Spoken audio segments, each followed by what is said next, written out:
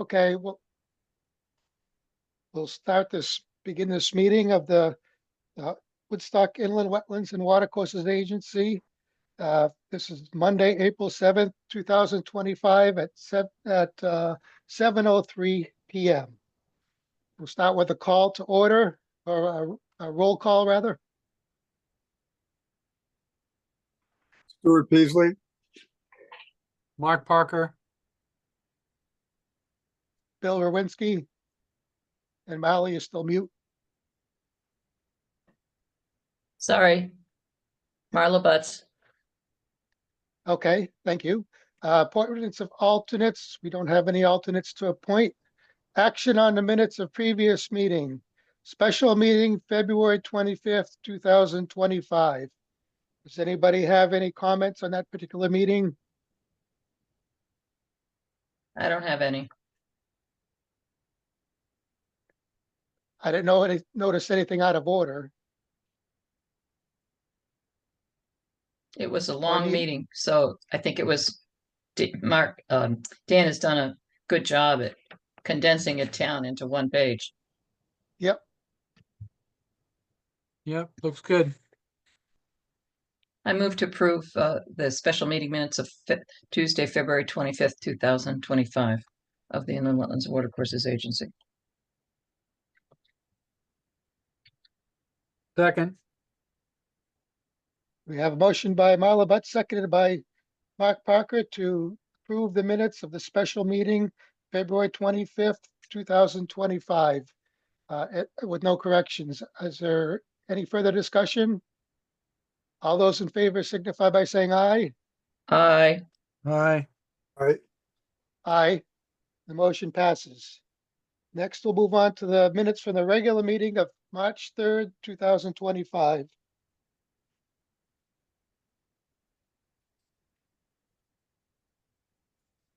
I did not notice anything that needed to be corrected in these. Neither did I. Marla Butts speaking.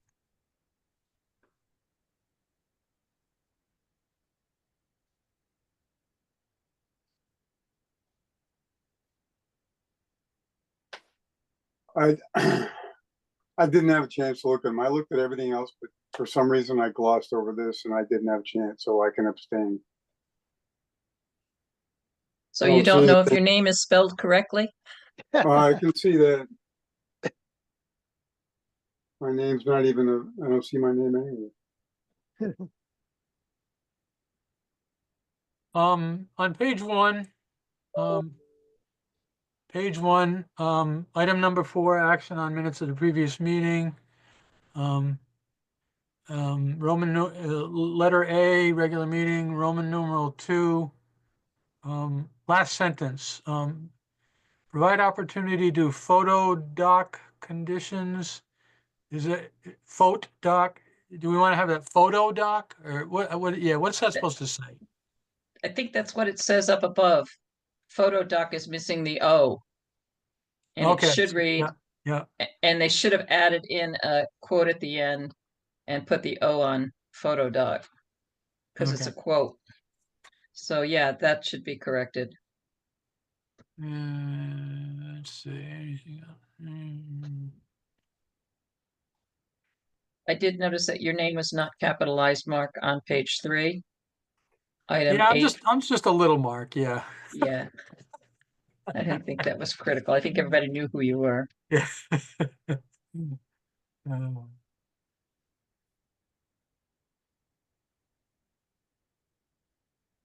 I think the rest looks pretty good. I move to approve the minutes of the Inland Wetlands and Watercourses Agency of Monday, March 3rd, 2025. Be approved without correction. Second. I'm looking through it quickly. I can say I don't see anything, so I will second the motion. Mark already did. You did? Yep. Mark. While you you were don't- talking. Now you don't have to abstain. That's amazing. All right, we have a motion by Marla Butts, seconded by Mike Parker to approve the minutes of the regular meeting of the Inland Wetlands and Watercourses Agency on March 3rd, 2025. Is there any further discussion? All those in favor signify by saying aye. Aye. Aye. Aye. Motion passes unanimously. Moving on to citizens' comments. Is there anyone on the Zoom who would like to comment on something that's brief in nature that's not on the agenda already?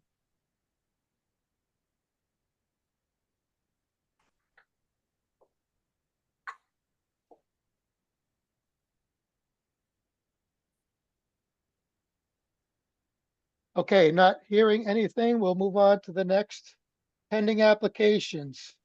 Application 01-25-02, 60 Indian Spring, John Williams for Teresa Trong, Hogro, 30 by 20 and 20 by 10 decks.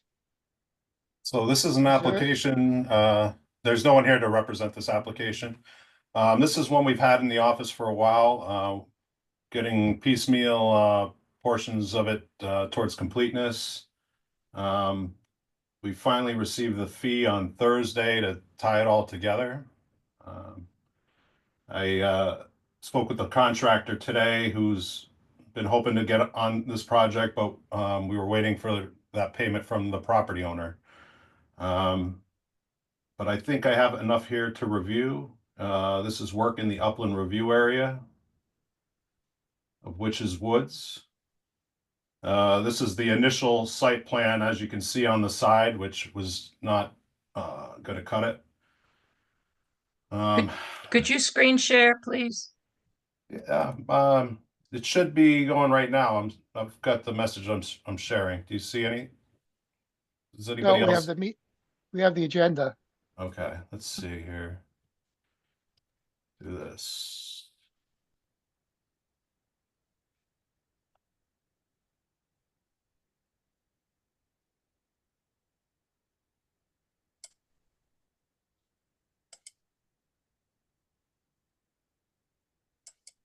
Has this changed anything for anybody?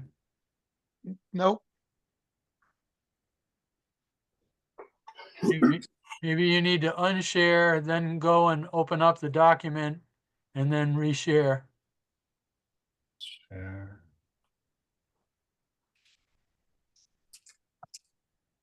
There you There go. you go. Yep. There it is.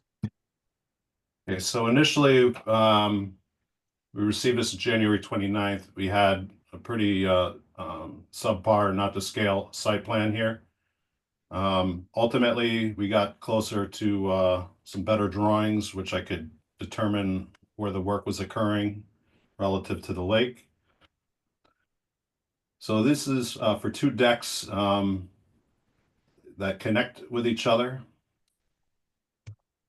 Work in the upland review area. I believe I have enough to finally review this, but I was holding out really diving into it until we finally became official application. We were probably spent a good 10 phone calls between Tracy and I on this one, to back and forth trying to get the homeowner to produce a copy of the check to verify that she had paid us, but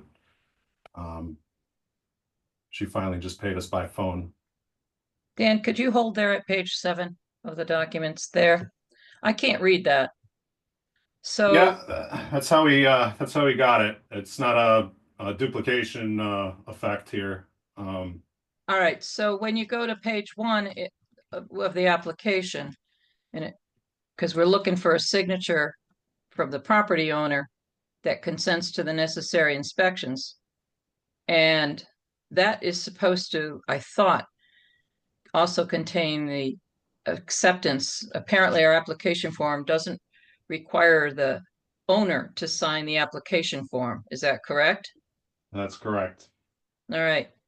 So I think we need to change that in our form, Absolutely. something that needs to be added in. Because when you go to the NDDH approval, and that's on page, the application on page 6, it says property owner, by signing the above, you certify the information is true and accurate. Description, no services will be rendered until payment, da, da, da, da, da. And then it says see attached for signature. And I'm assuming that page 7 is the signature page, which we can't read. And I'm assuming that that is her signature. Is Yeah. that Bill your, Rowinski, that would be my assumption also. Yeah. no. One of the things that's missing from this application is the extent of land disturbance and the associated erosion sediment controls, if any. When you take a look at the aerial photograph, where they're proposing these decks is extremely steep slope. Dan, I can screen share if you want. Sure. All right. Let's see, I have to share. And where is it? That's not it. Hold on a second. I was originally thinking of a motion to deny because we've been on this for a while. The application, I believe, came in January, and you've been working to get everything, try to get it completed, and it's only just now got the fee. So the decks, the closest deck is going to be at 14 feet from the lake, and I've got it marked there. You can see it on the screen. No, we're just seeing I'm File not sharing. Explorer. No, You're, well, you probably are, but we have File Explorer. oh, well, how do I get to? All right, hold on a second. Try that. Not Does yet. that work? Can Nope. you see it now? Nope. No? Okay, so I have to stop screen sharing. Stop screen sharing, then open up that document. Yeah, I did have it open. Hold on a second. Okay, Can you see it now? now All right, yeah. share. Nope. Share. Share. How's that? It's coming. Yep, Okay, All now right. we have it. Yep. All right, so this is a print screen of the GIS program. And when I did, apparently it won't allow you to print a map that shows the distances when you do a distance, but they said in the application that the closest they were to the lake was 14 feet. So the edge of the property is at the lake. So that's where the deck starts, from the 14 feet. So you can see it's a pretty steep slope. And I just don't know how much land disturbance they're going to have when you look at their drawing for their decks. I'll stop screen sharing now if that's okay. Is that all right? I can leave it there for a minute. All right. So one small point is that on their Woodstock application, they say will be 15 feet back from the shoreline, the edge of the water. And in their drawing, in at least 2 places, they show 14 feet. Number 2, we don't have any offset lines for lake zoning, if there's any setbacks that are required. And I don't know, Dan, you could tell me about town setbacks that might be affecting this. I'll have to put my zoning hat on and pull those regs up real quick. And I And think one other thing, any town setbacks would be from the neighboring property line.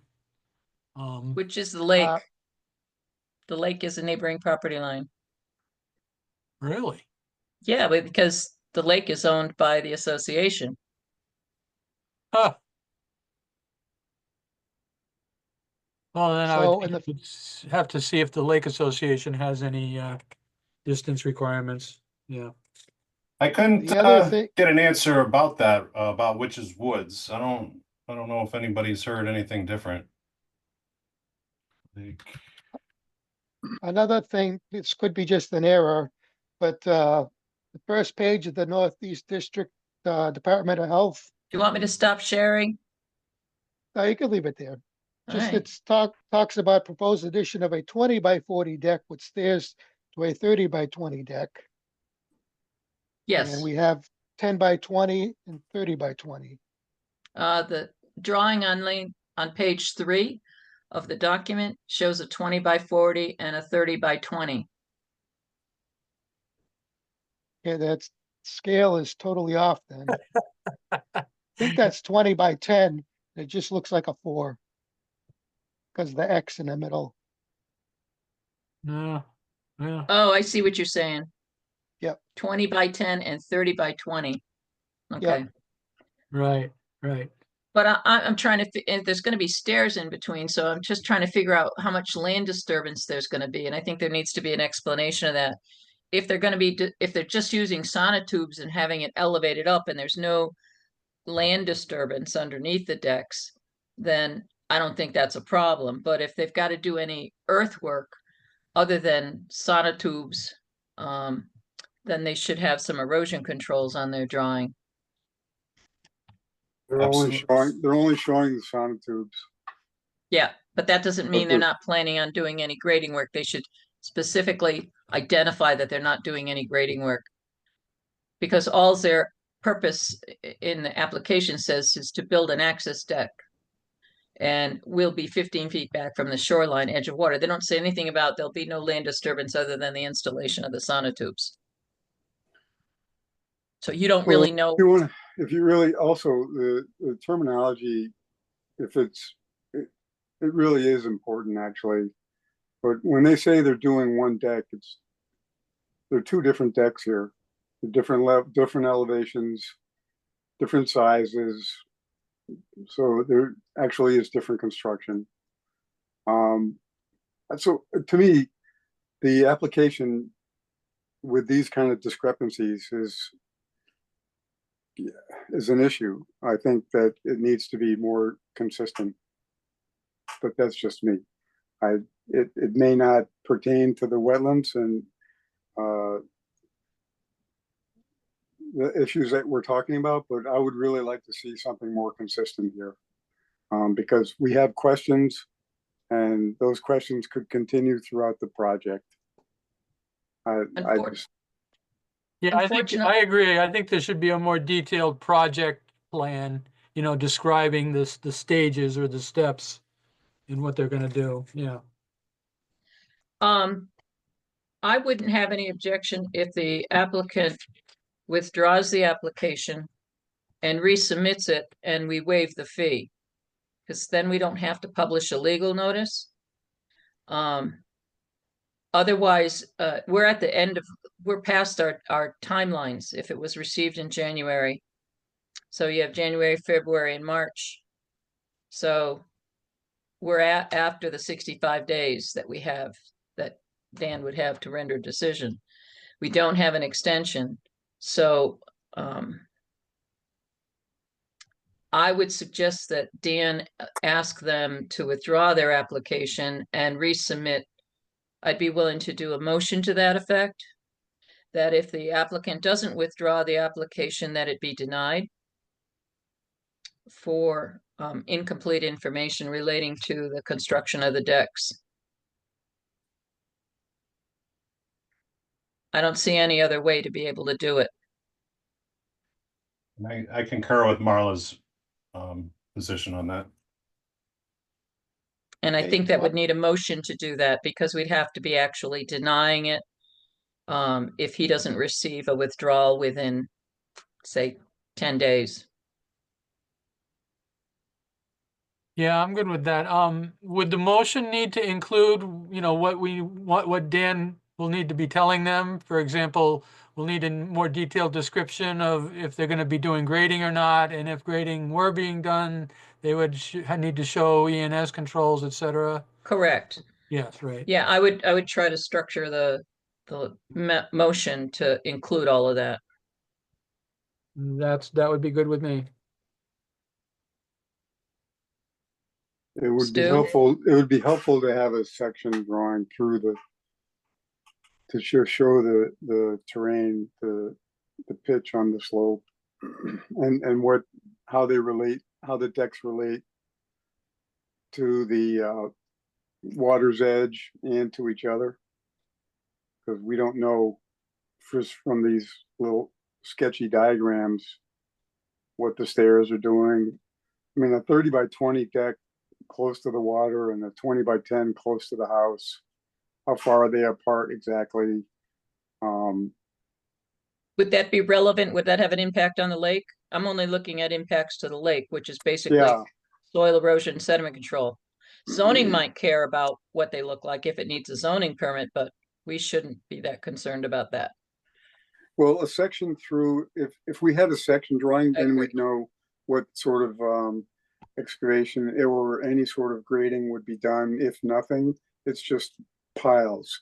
So if it's just the sonotube piers going down, then how deep are they going? How much dirt will be removed? And that way, we don't know without a section drawing, because they're not going down 1 foot. If you look at the sections that they give us, those are some hefty sections. Those are some hefty piers. We don't know. I mean, the hefty, excuse me. You've got wood framing above the piers, but we don't know how deep those piers are going.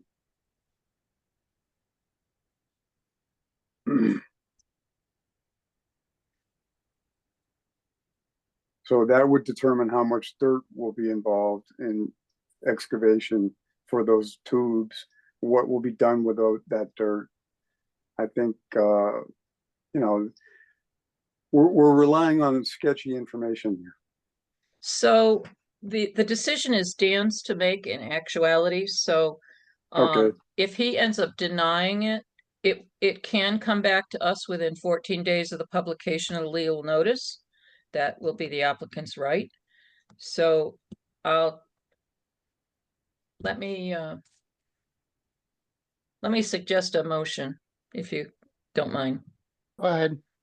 Okay, I move that application 01-25-02, 60 Indian Spring Road by John Williams for Teresa Truong Grove,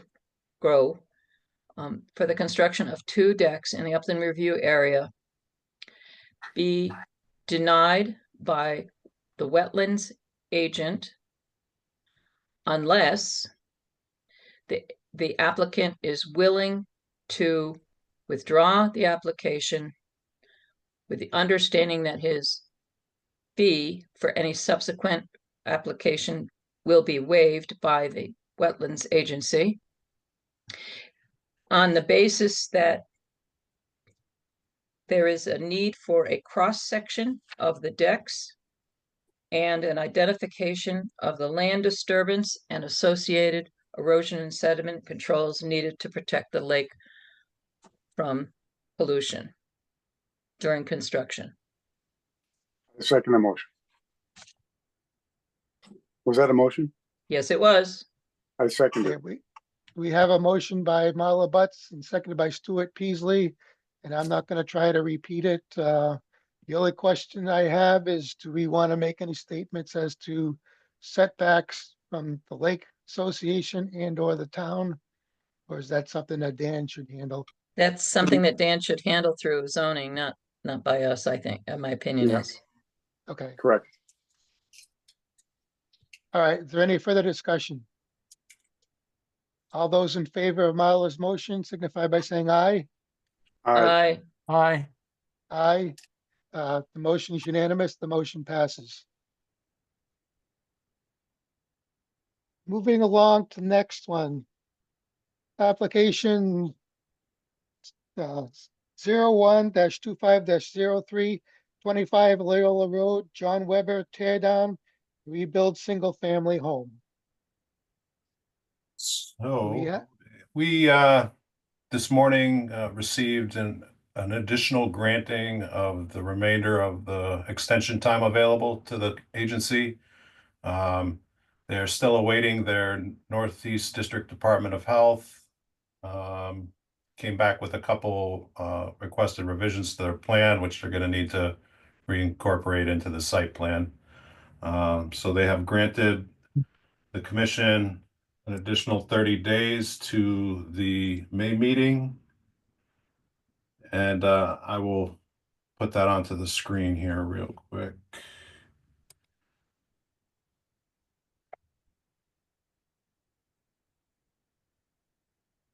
if that's visible by everyone.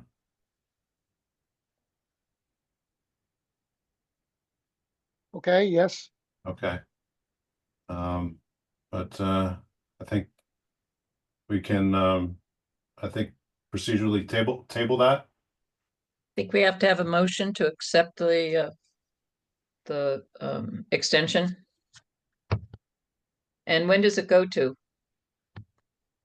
30 days, we'll put it at the May 5th. When's our next meeting? May 5th. Okay.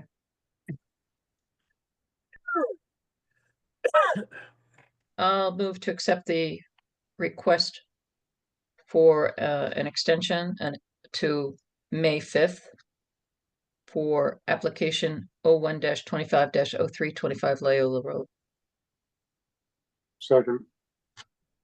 Stuart you have Peasley. a motion for Mila Butts, made by Mila Butts, seconded by Stuart Peasley to accept the extension of application 01-25-0325 Loyola Road, John Weber, tear down and rebuild single-family home. Is there any further discussion? All those in favor signify by saying aye. Aye. Aye. Aye. I think Stuart said aye, so, I did say aye. I- I think I okay, did. the motion passes unanimously. I did in my head. Yeah. Do we need any further action on that? I do have a couple questions about the site plan. We could, I think it would be wise to talk about anything that you have a concern so Dan can transmit that to them, the applicant. okay. Well, Dan, I'm looking at the site plan that we currently have and showing Loyola Road on the right side. There's a shed along that top boundary. And I was wondering what that's existing or whether that was something proposed or planned. Right in the middle. Yeah, That yeah. That Right looks here. like it's existing, to be honest with you. Yeah, I'd have to pull up the GIS real quick.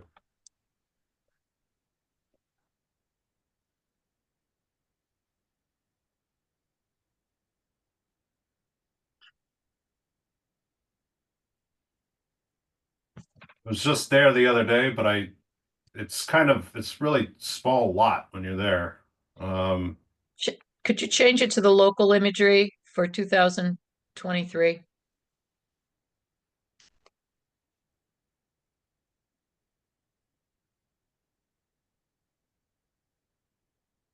Yeah, you can see the shed there.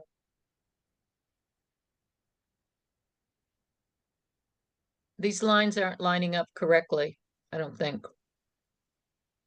well, Good. there's a shed in the middle of the property and then there's a shed near the boundary. So it's that one where you're pointing to? Where the finger is. Yep. All right, then, if it's existing, then I'm not gonna worry about that. The other thing is if you go back to the site plan, if you look at your setback dash line, the patio on the upper left-hand corner, uh, flows into that setback area. And I believe they say there's a deck going on top of the patio. Proposed patio with deck over. So I don't know if that's a zoning issue that needs to be addressed. Thank you for finding that there.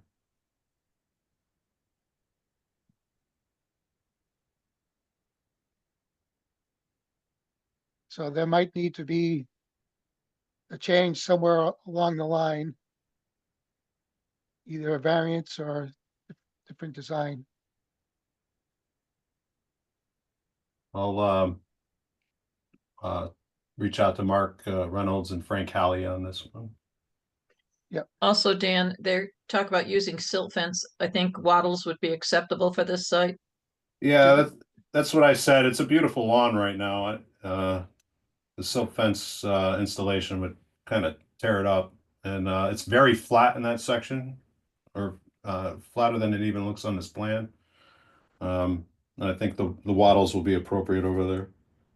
I did take pictures of the wall as the commission was interested in that. And I can add that to the screen.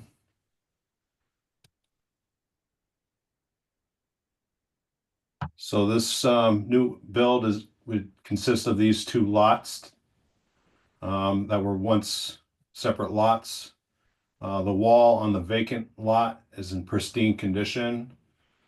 The wall on the other side, which I don't have, but we've seen another earlier application, earlier reviews of this, is kind of run down. There are blocks in the water, but they're not from the wall. They're cinder blocks for some reason. I don't know if they use cinder blocks to get out of the, as a stair to get out of the water at some point, but the wall on the vacant property is in very good shape.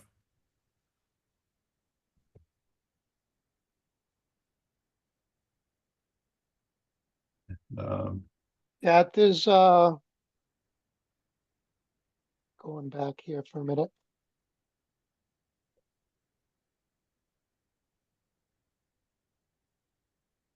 The submission, the email submission from the Connecticut Department of Public Health has a few odd things in it that says is the location associated with the proposed application, petition, request, or plan in an aquifer protection area. And that seems like that should be in yes or no, but the answer is tear down and rebuild of single family home. How this project provide potable water, a potable water supply. It says connection to existing public water supply. And how will domestic waste be handled on-site septic system existing? The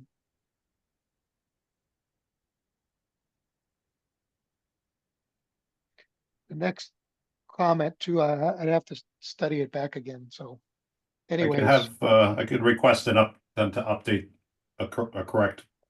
correct that form. Yeah. That next one is if the proposed project is one located on a single family, blah, blah, blah. There's something that struck me about it, that answer, but it could just be the way I looked at it. I'd have to look at it again. It's a very cumbersome kind of form to input. I feel like every time I've looked at it, there's never really been a good answer to give it. So sometimes you might be forced to choose an answer that's the closest to what you have in mind, but not identical to what they're doing. But I can ask them to update and correct that form. That would be Okay. going to the Putnam Water Company ultimately. Okay. Other than that, I don't have anything else. Do we need any further action on this? I just have a question, Dan, that Department of Health, Public Health questionnaire that is issued, why is that on your email? Did you issue that or is that? I've filled these out for people before. Oh. It might be my sloppy handiwork. But I can tell them to fill this out and resubmit that as part of the complete application. I fill these out when I don't get them for Putnam sometimes because I figure the state's collecting the data if Putnam's not collecting any of this themselves. But the applicant should be filling out the form.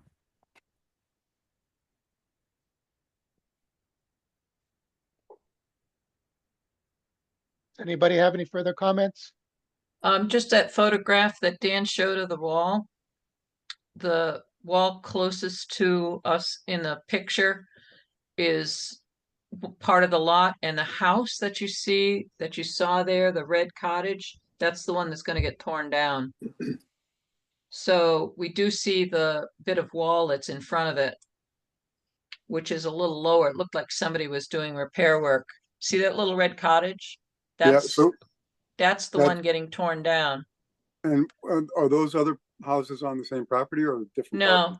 they're different Those are- property. Okay, So the wall that's in not great shape is in the lower right-hand corner, right there.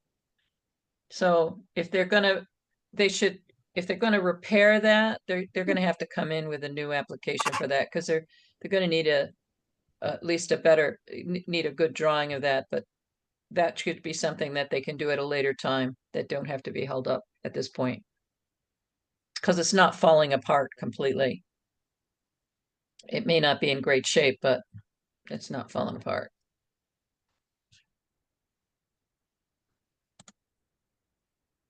That's all I Any- have. Any further comments from anybody? Okay, we've already moved on how to handle this, and we're just asking, looking to do some more investigation. Is everybody ready to move on? All right, Yes. let's I'm ready. move on to new applications. Application 03-25-080 Herondon Landing. Jose Andrade and Catherine Occhiarelli, agent approval paving of driveway and URA.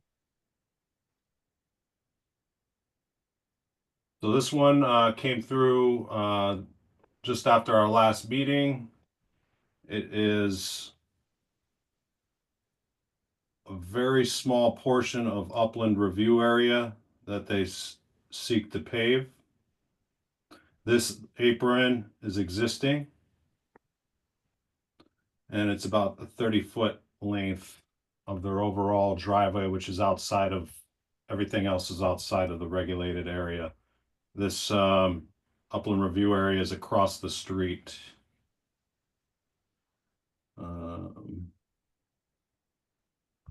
But I offered agent approval that ran in this paper here, March 14th, and its appeals date has since passed, which was 3/29. If anybody's gotten any questions on that, happy to answer, or we can move on to the next one. Looks good to me. Okay. We've got, I think the McCooys on this Zoom meeting. If, Bill, if you want to move on to the next application for, Yep. Old Meadow Road. Go ahead. Application 03-2509 Old Meadow Road. Thomas McCooey, new single-family home and driveway in the upland review area.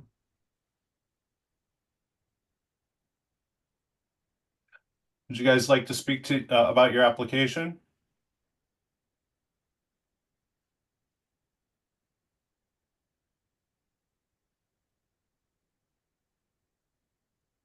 Mr. McCooey is, Sorry, there I he was goes. trying to hit the unmute button. Yes, so we're just applying to build a single family home for us to live in on Old Meadow Road. And parts of it are just in the upland review area. We do have a licensed Connecticut contractor doing all the site work, septic, everything. I have a question for you. Yes.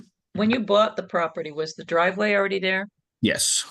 Okay, so the driveway, as best I can tell, wasn't there in 2019, and it's a prior owner.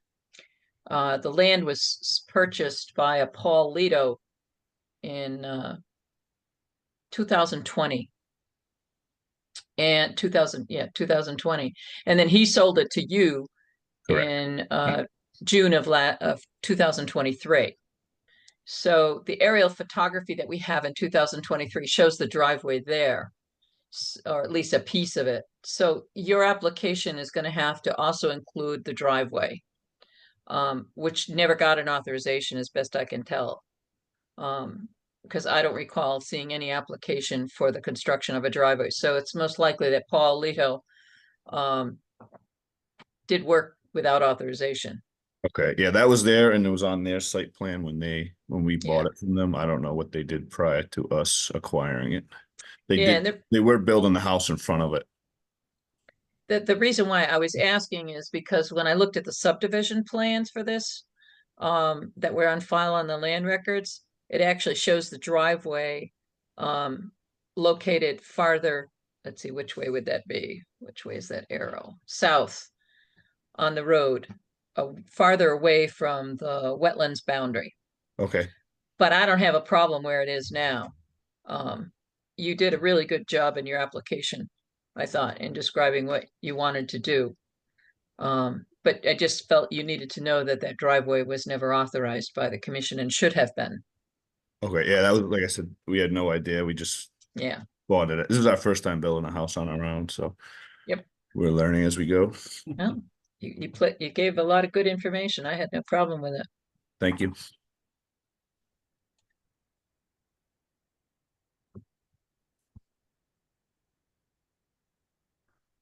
So this is a wetlands agent approval, right, Dan?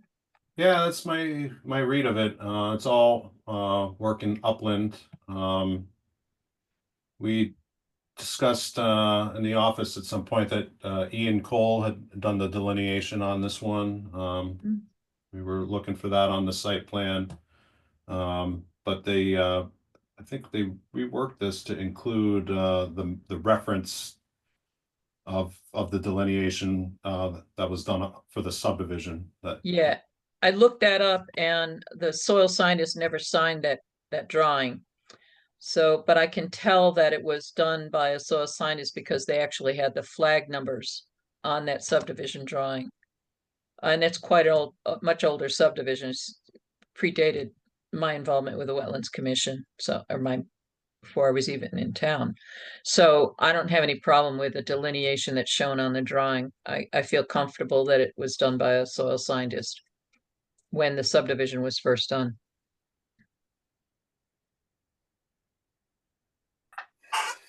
I move that application 03-25-09 for 0 Old Meadow Road by Thomas McCooey for a new single-family home and driveway in the upland review area be processed as a wetlands agent approval.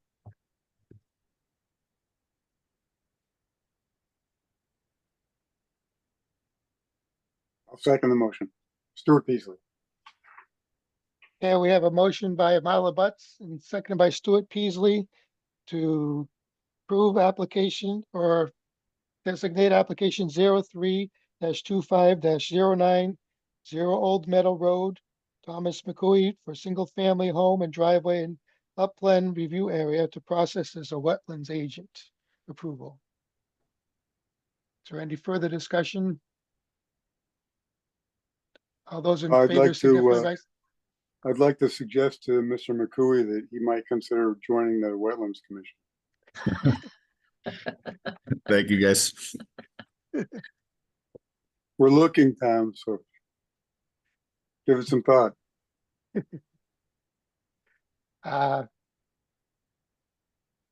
Any further discussion? All those in favor signify by saying aye. I, Aye. Aye. Motion passes unanimously. Thank you. Moving on to the next one, Dan. So this is another agent approval for a in-ground propane tank.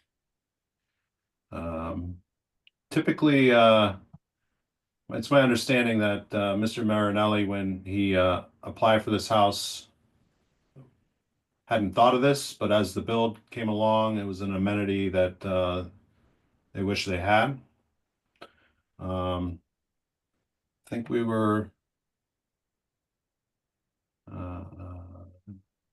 excuse me here.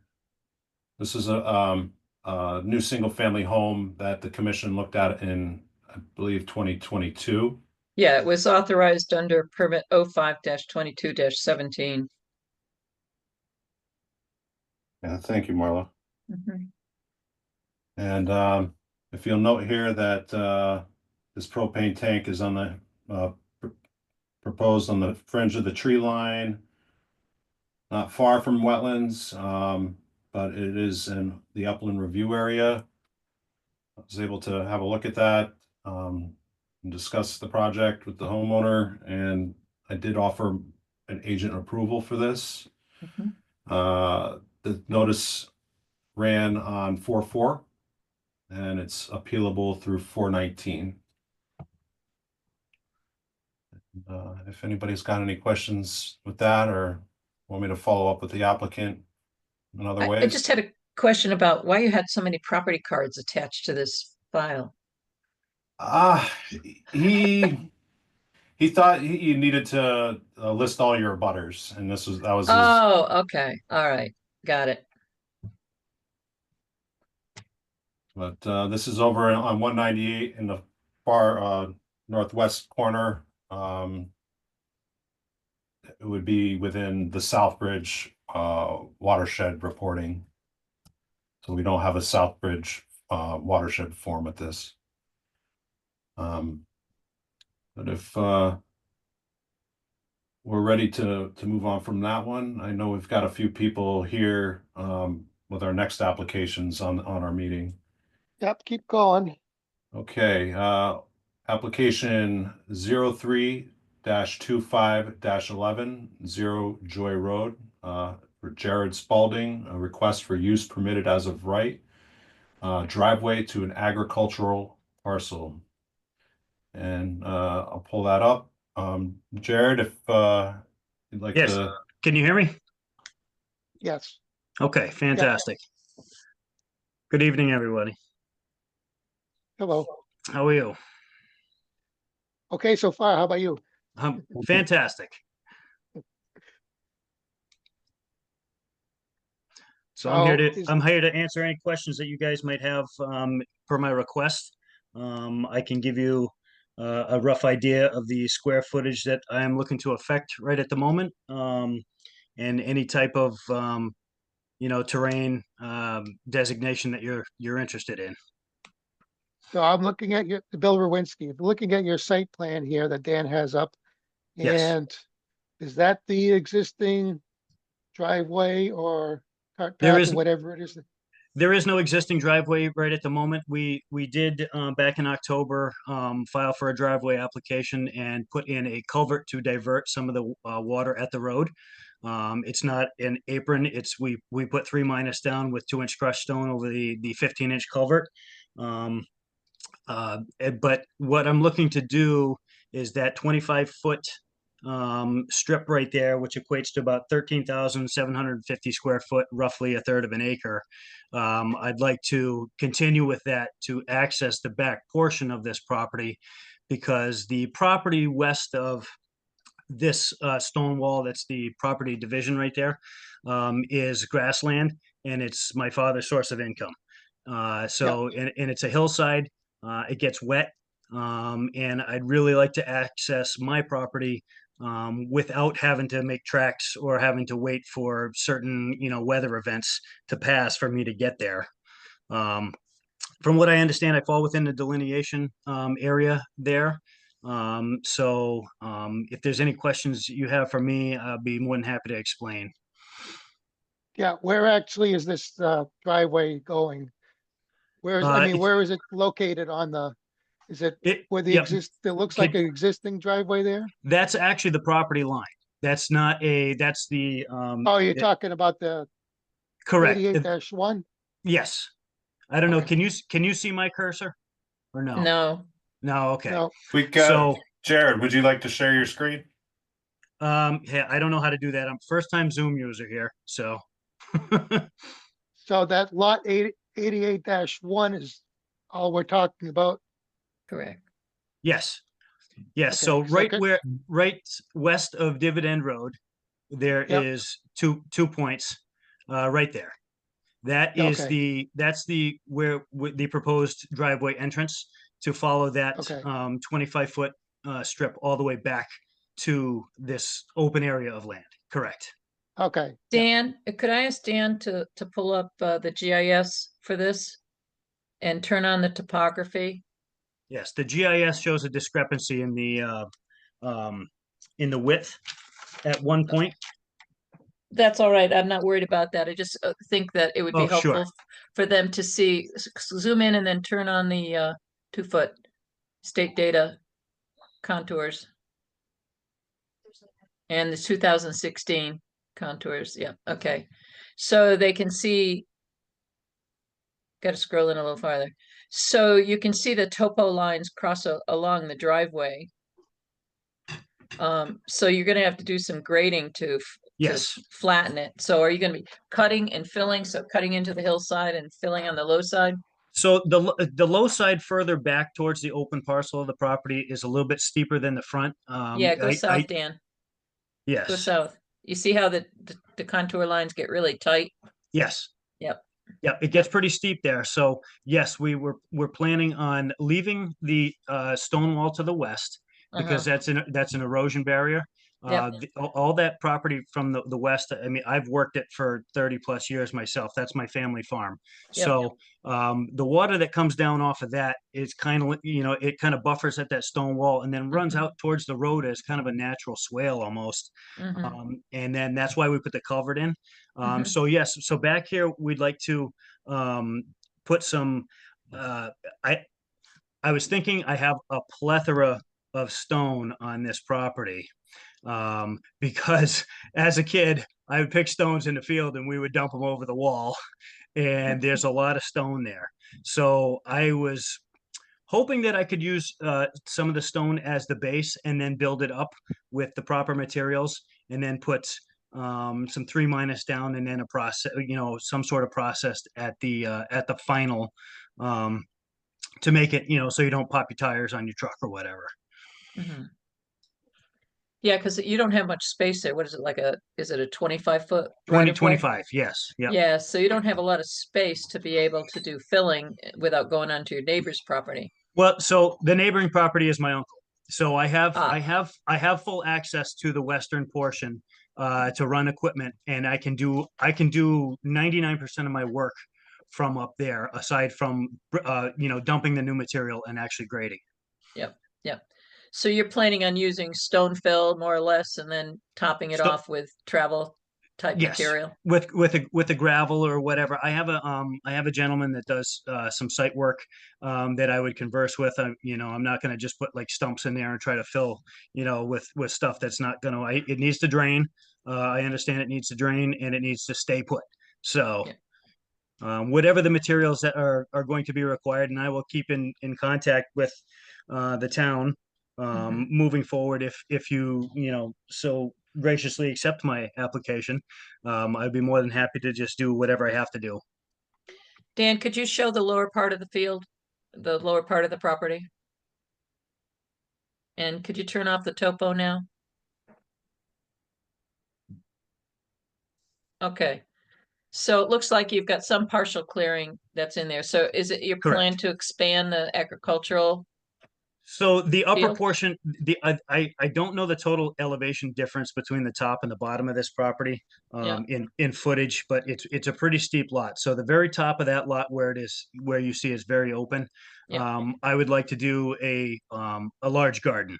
I live in Putnam here. And I have, the farming background. I'm doing condensed gardening here right now, and I just can't expand anymore in Putnam on a 3rd-acre lot. So looking to expand up there with a garden. I did have 4 hives of bees up there last year to help. I don't think we're going to have them back again this year because we lost a lot of them to a mite. They may not come back this year. I guess that's actually a national epidemic for bees. So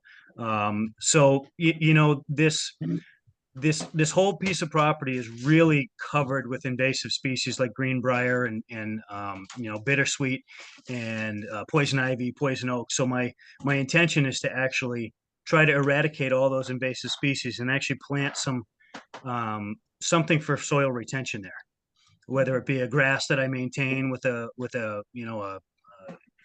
rotary mower of some sort or a flail mower. That's my intention as of right now. And where I really only wanted to bring the driveway to was right where it opens up to the property, right? That very the very narrow portion Mhm. right there. Mhm. And then I I don't can have- I can access it with any type of vehicle or a tractor. And Mhm. Do you have any barways in the stone walls that could gain you Uh, access? there is a barway up on the up west. You can see it's about a 2/3 of the way up right there.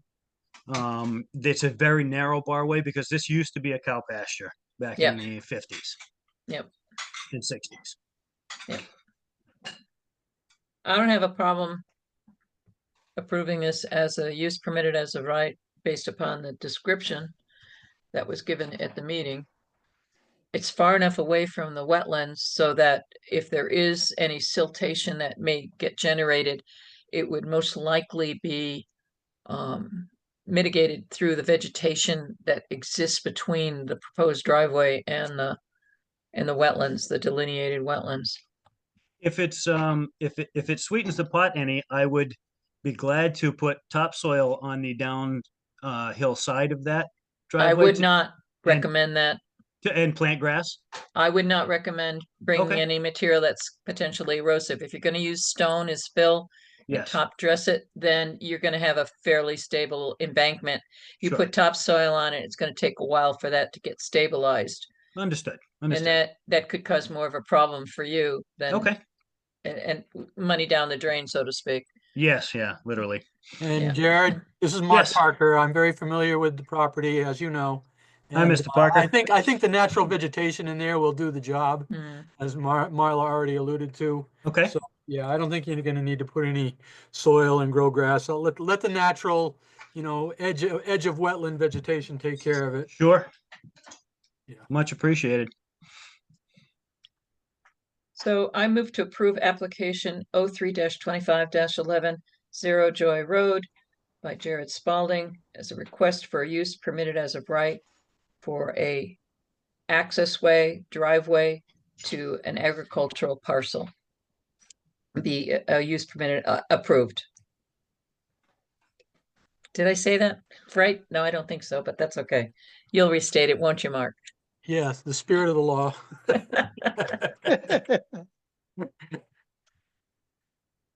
Do But we it have could a use a second?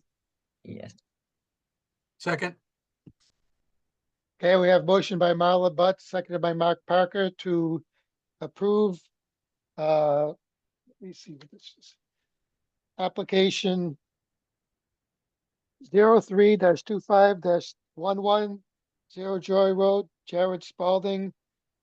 As a use permitted as of right, a driveway to an agricultural parcel. Is there any further discussion? That would be a use permitted as of right under the agricultural exemption or Right. use permitted as of. right. Yep, under agricultural exemption. Any further discussion?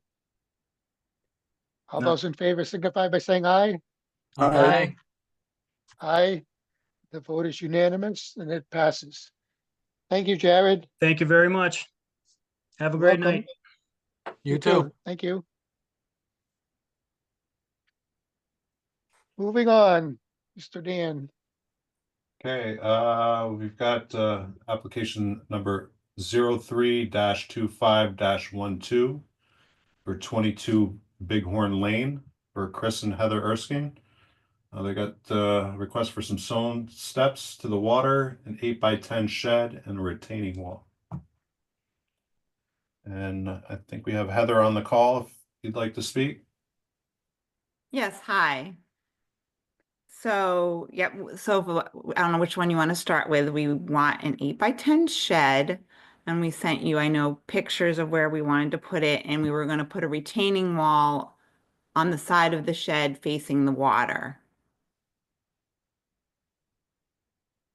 How far back from the water's edge is the proposed shed? From the high water mark, it would be 6 feet. How high is the wall, the retaining wall going to be? The proposal was 30 inches? I Just think- under 3 feet, right? Yeah, yes. So if the wall were to fail, it would fail in the upland area, couldn't fail into the lake. sometimes when they can fail into the lake, we want to have an engineer take a look at it. But it looks like if it's 6 feet back from the edge of water, then the only thing that we'd be concerned about is erosion and sediment control during construction. At least Okay. that's all I would be worried about. Do you propose any erosion sediment controls on the downslope side to protect the lake during construction? You don't show any on your drawing. Oh, okay.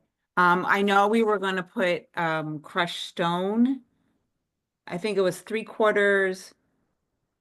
Yeah, but you're gonna have to excavate first before you can add in the crushed stone. So typically on a site like this, it would require do you know what a wattle is?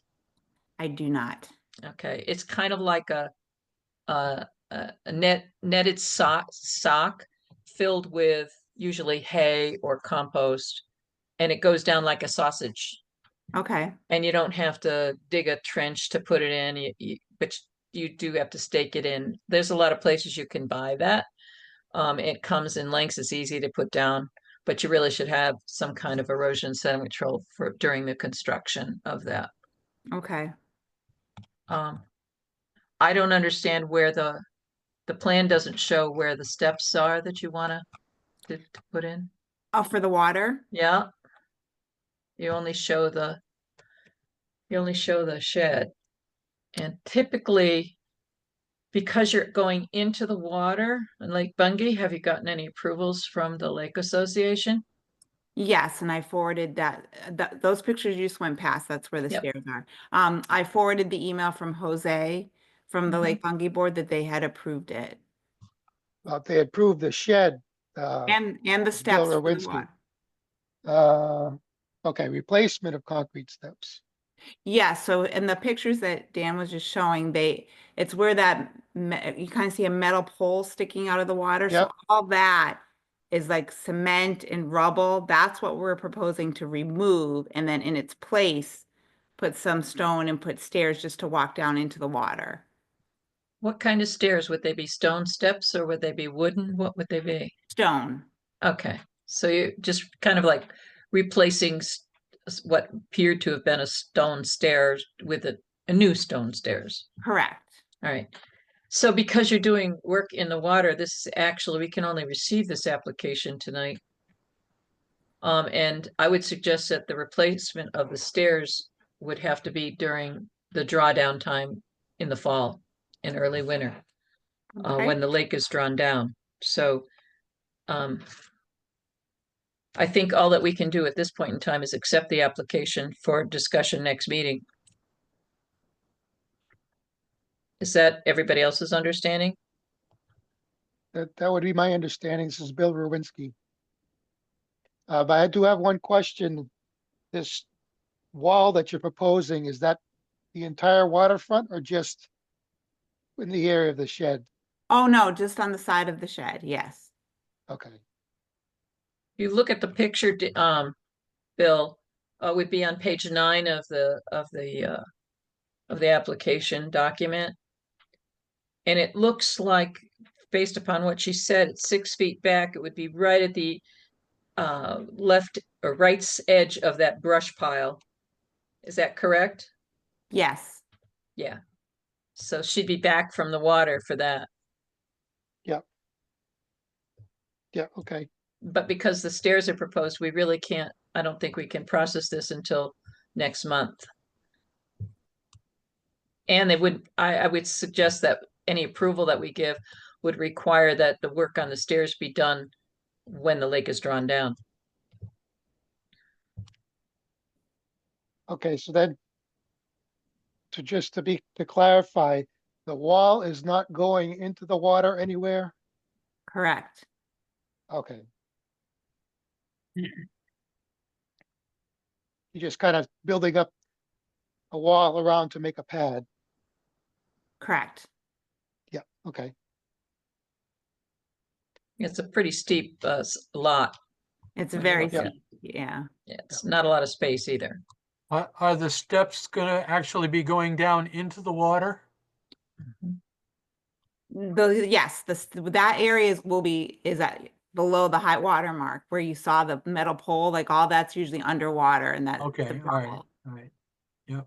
Then I would agree with Marla's prerequisite of doing it during when the water level's been lowered. Yeah. I would move to accept application 03-25-12, 22 Bighorn Lane for consideration at next month's meeting.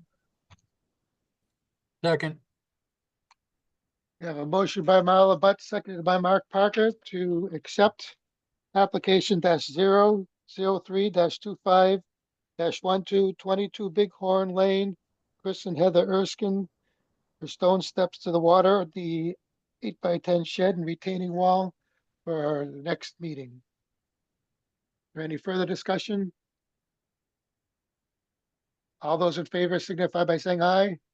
All right, Aye. aye. Aye. It's unanimous. The motion passes. Thank you. Thank you.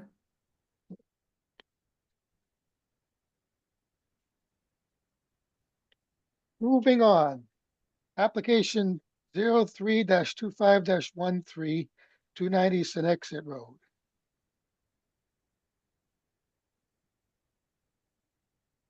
Do you have any stories, Dan?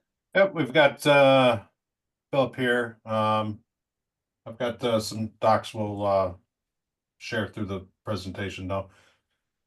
Philip, want to describe what you're proposing? Yes, sir. Thank you very much. And thank you everyone for allowing me to come back. And once again, thank you for your guidance last time. As a small business owner in Pomfret, getting my feet wet with all the stuff, you guys have been super helpful. So I do appreciate it. And Dan, especially too, you've been very helpful. So thank you.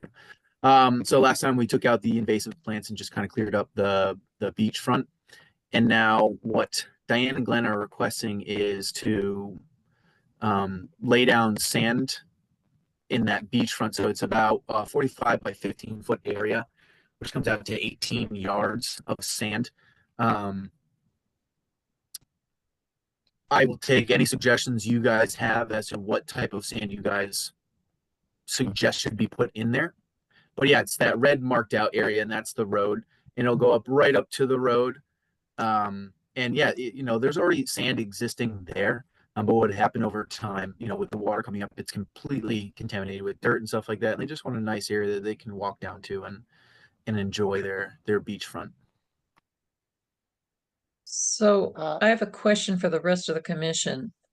When I looked at this application, I vaguely remember a couple of years ago, they had a blue-green algae bloom in Roseland Lake, and there was a dog that got into it and died from the toxicity of the blue-green algae. Does anybody remember that?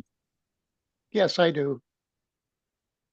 Yeah, and so what I don't have any objection to them placing the sand, to be honest with you, as long as they own the property.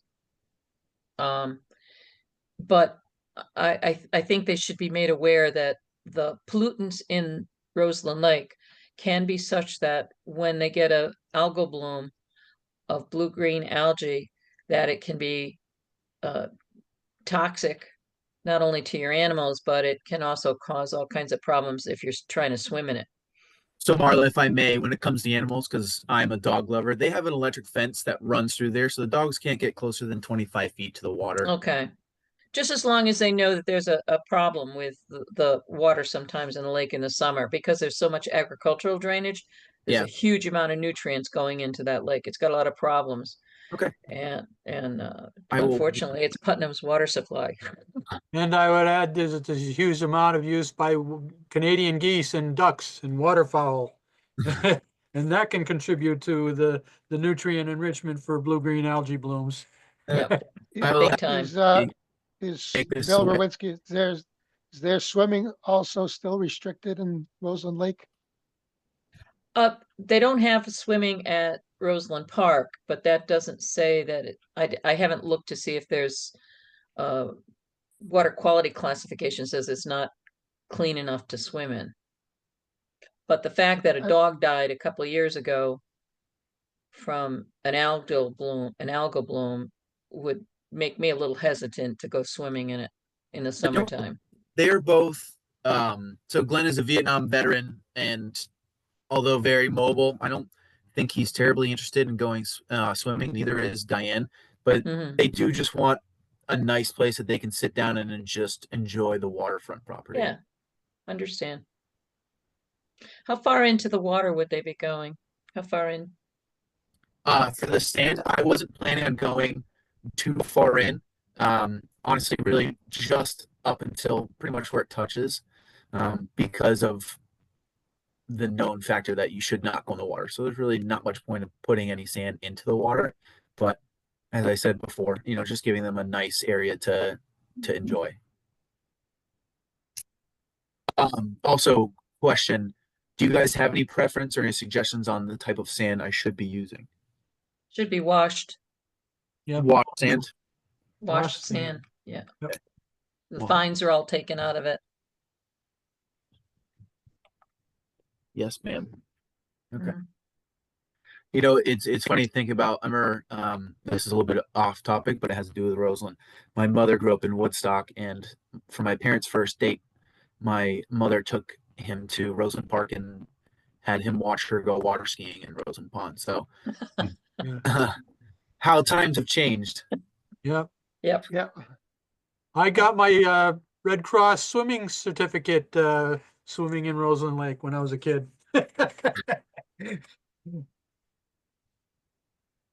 I don't have a problem approving this request. Does anybody else? No, Nope. Well, then I move to approve application 03-25-13, 290 Senexic Road, Philip Riley for the Sinkowskis for a use permitted as of right, maintenance and enjoyment of a residential home for the application of beach sand along the water's edge no deeper than 6 inches as shown on the application form. No deeper than 6 inches. That's what you wrote in the application, so. Yes, ma'am. I just Yeah. I always make notes to myself. This would be a use permitted as of right under maintenance and enjoyment of residential home. do I hear a second? I Second. second. I have motion by Marla Butts, I believe seconded by Mark Parker, I'll third excuse it. me. 2.5. up- To approve application 03-25-13, 290 Senexit Road, Philip Riley for Sinkowski request for use permitted as of right for maintenance and enjoyment of property for the deposition of beach sand on the upland of Roseland Lake. Fantastic. And Dan the- and members of the committee, thank you very much for your time and your professionalism. I appreciate it. But we still have to vote, so. Oh, Thank you. Any further discussion? All those in favor signify by saying aye. Aye. Aye. Aye. And thank you. The vote is unanimous and it passes. Thank you, Mr. Riley. thank you, everyone. Have a wonderful night. Have a good one. You too. Bye. Application 04-25-14, 37 Crooked Trail. This is also a request for a use permitted as of right. They've got some erosion issues on the driveway, and portions of the fix that they're proposing are within the upland review area of which is Woods Lake. I think we have Brian Wright on the Zoom meeting. If you'd like to speak, Brian. Yes, good evening, everyone. As Dan mentioned, we're trying to fix some erosion issues in the driveway that are causing problems, ongoing problems with water coming off of Crooked Trail, causing erosion. And we're also looking to improve the parking a bit The driveway in that area is very steep, and we just want to add a little bit of fill to level it out and correct the runoff issues. Bill Rowinski, do you have involvement from the Lake Association? Are they aware of this? Or did they have any comment on it? I have not made the Lake Association aware of this. I don't believe it's an activity that would require their approval. Except you might need to modify their road a little bit.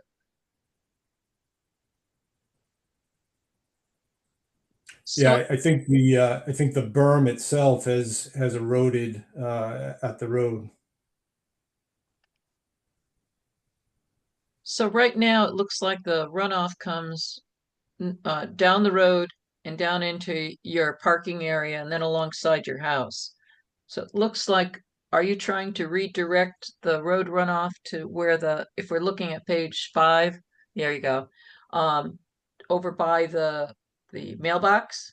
So And have it- there is a stormwater basin just beyond the mailbox that the stormwater should flow to, but somehow that berm is breached and now it's running down the driveway.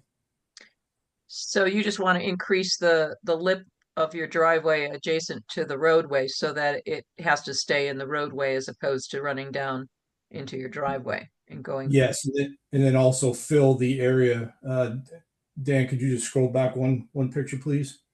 Fill this area here with about 18 inches of processed gravel to kind of flatten out the parking, which would then pitch to an existing swale that runs down the property line.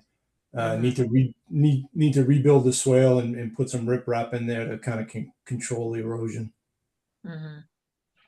So does that where does the runoff from that catch basin go? Is there a pipe underground going down to the lake?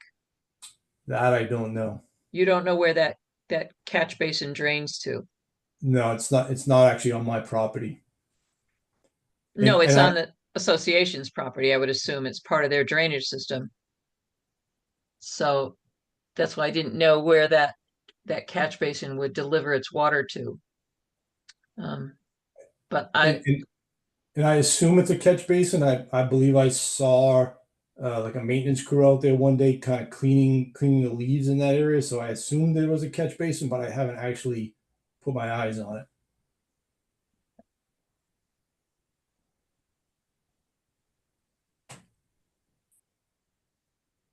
But right now, all of this erosion heads towards the lake right now. So Right. what I'm trying to do is control that, stop the erosion, and then obviously dissipate the energy from any of the water that does end up on the driveway. And Brian's got that 125-foot upland limit marked here on in the photograph with spray paint. A lot of the activity is outside of the upland review area, but ties in with activity that needs to occur in the upland.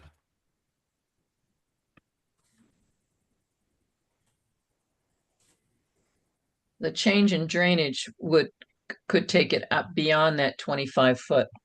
So the fact that he's going to rebuild the swale, what's the size of the swale that you were anticipating to build? You know, what would be the dimensions? It's basically the same as what's there, which is probably 18 inches wide by it's probably all of 60 feet long. So I mean, it's really just to kind of clean up what's there and put some riprap in there to stabilize it. Yeah, you might have to dig it a little deeper to get the stone to fit in. There's actually some larger stone that had been placed there over the years that we'll probably need to remove. Yeah, in order to get the stone in that you want to get in. Right. I'm trying to pull it up on the GIS just to see if I could see that catch basin, but the system's not working very fast right now.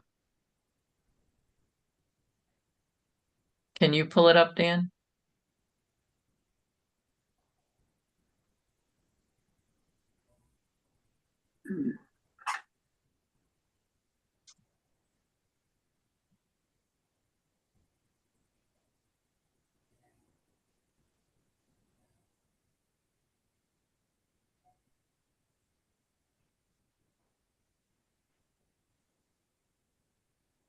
don't really have a great view of it. Can you get the, yeah, the trees are, shadows of the trees are covering over. You have to use either the 23 or the 9 or the 16. You might see it on the 2016 aerial. No, Wow. there's too much shading. You can't really see it. You can't see the catch basin. All right. That's no help. All right.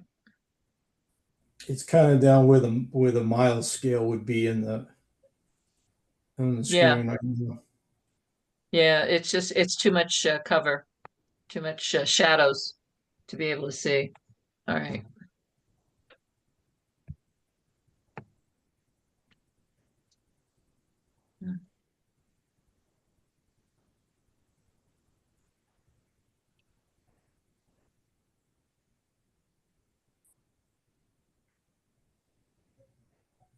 No, you're not going to be able to see it. It only gets worse. It gets worse. Yeah.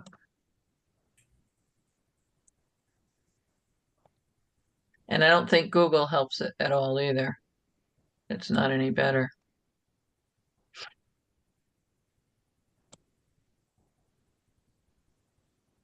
All right. See if I can see it. No, you can't see anything. So that's one thing that you might want to look into, is to make sure that that catch basin is actually functioning. You might want to talk to the Lake Association about that. Because a lot of times these culverts, if you had one on your property, there would have been a drainage easement on your deed for that if the pipe went down, but you would also see where it exited into the lake. So my guess is that's not where it discharges, is not near your property. No, it's not on my property. It's probably the catch basin itself is probably in the middle of the next owner's property. To the But south? yeah, To the south? To the south? Yeah. Okay. Yeah. Got it. Let's see if I can see it there. It looks like the discharge might be on property 23 Crooked Trail, which is down around the corner. It looks like there's a head wall, possibly. And it's not clear, but I mean, you got to look at the lake. Look at the lake, Dan. it makes See? sense because that's where the grade kind of flattens out, so it Not- would take all the water off of the hill. Yeah, not that side, the other side, over there, next to the kayaks. You see in the lake, the kayaks on the west, on the east side of that lot, right in there. Looks like there might be a drainage outfall there. Not clear. Hmm. It's not clear. Can't tell. Yeah, there's appears a swale down the side there. I don't know if that'd be a drainage outfall, but No, I don't think there's a drain, but if the system was clogged, it would overtop at that location, but that's not what I'm seeing. I'm looking at the 2019 aerial, which is a color aerial, and it looks like there's a head wall on that one. See right there on the edge of the water? Where you see a darkness. Never mind. Do We're you not have gonna be a able to know. Do you have a show topo lines option for this? Yeah, you do. Let's see, let's just check the topos. Yeah, this is where it gets a little bit flatter on the road.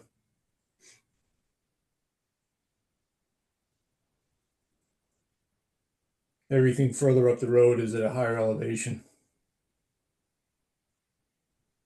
Yeah, you can see each property has a little bit of a, the reverse bump that shows that there's a swaling or, a runoff through the contour. Yeah, so Yeah. it looks like at lot 121W, between 121W and 122W, it looks like there's the low spot in the road, the break. Right, So my guess would be that the drainage goes out near there. right. Yeah, unfortunately, right now it's not getting to the catch basin because it's Coming running down down your, my driveway. right. Well, there's nothing that says that you can't put up raise the grade on your property, as long as you're not on the association's property. You don't need permission from them in order to raise the grade on your property a little bit to stop it from draining into your yard as opposed to going into the catch basin.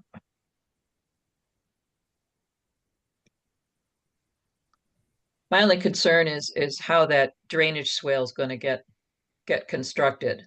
And typically you'd have to do that first, the drainage swale. And you'd start at the lake end of it and move your way up so that as you excavate, you stabilize as you excavate, if you have to excavate some materials out. So the sequence of construction would be that you'd reestablish the swale first, and then once that's reestablished, then create your berm and then create your other fill areas. Because once you start adding the other fill areas, it's going to be difficult to gain access to reconstruct the swale. You understand what I'm Yeah. saying? Absolutely. Yeah. Yeah, I plan to add sedimentation, erosion control, some type of BMPs, be it hay bales or core logs or something at the base of the slope during the work. Well, for the drainage swale, what you can do is you can add a small stone check dam right at the terminus before it enters into the lake. So you actually de-energize it before it enters into the lake. But if you're starting at that end and you're working up the hill towards your house, then if you stabilize as you go with the stone, with the new stone, then you shouldn't have a lot of problem unless you have a storm that comes in that you're not expecting. So excuse me, I should clarify that the swale won't go all the way to the lake. Okay. So how far? The lot actually gets fairly flat or flatter as it approaches the lake. Yeah. So my plan would be to have kind of a check dam, as you said, kind of at the end of the swale, and then let it kind of dissipate out into the grass. So that would be after it passes by your house? Yes, it's steep along this edge, and then the lot actually gets a little flatter as it approaches the lake. Okay. For quite a ways too, probably close to 100 feet. Mm-hmm. Gotcha. I definitely wouldn't want the road water coming towards my house. It looks like it's running along the stone It is, for your yes. deck.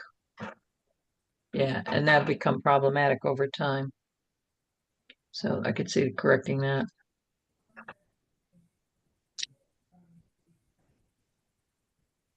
Well, your application doesn't have a sequence of construction, so I don't have any problem approving this request as long as the sequence of construction provides for the establishment of the swale first. But you've got scope of improvements there on page 3 of the document. To regrade the entrance first and then add gravel for the work that's outside of the upland review area. So I could see you doing that first to try to direct it towards the catch basin. But then before you fill the area adjacent to the existing stone wall, I would suggest that you'd have to build the swale first. The swale before you place the additional fill associated with raising the grade up near the home to level the parking area. That makes sense. Yeah, what I didn't necessarily, I guess when I wrote this, I didn't necessarily think about it in the sequence of events, but yeah, that makes sense.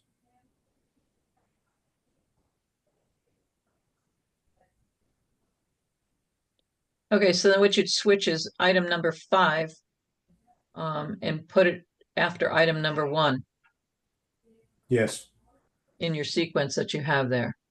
Yep.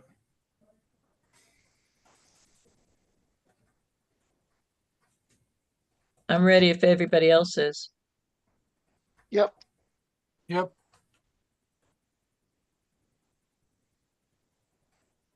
Stu, you okay? Yep. Then I move to approve application 05-25-14, 37 Crooked Trail Road by Brian and Jennifer Wright. A request for driveway and swale improvements as a use permitted as of right under maintenance and enjoyment of a residential home, providing that the scope of improvements establish rebuilding the existing swale prior to the placement of fill in the adjacent areas to the stone wall. I'll second that.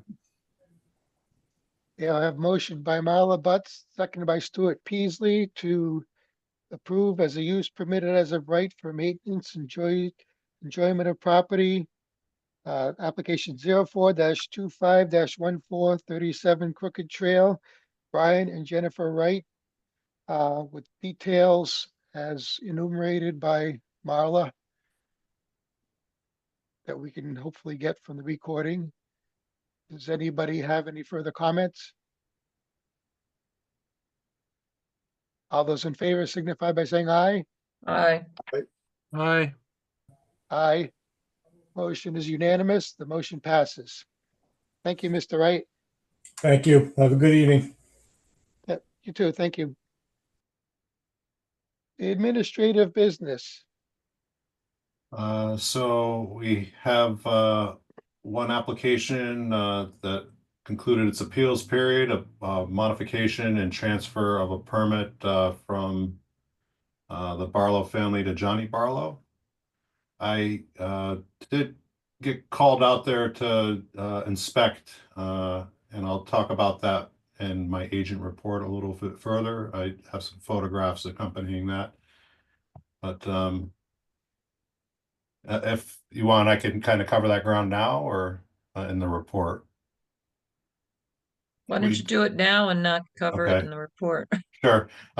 So there was concern that there was clearing within the clearing limit. The clearing limit where this clearing occurred is outside of the regulated area.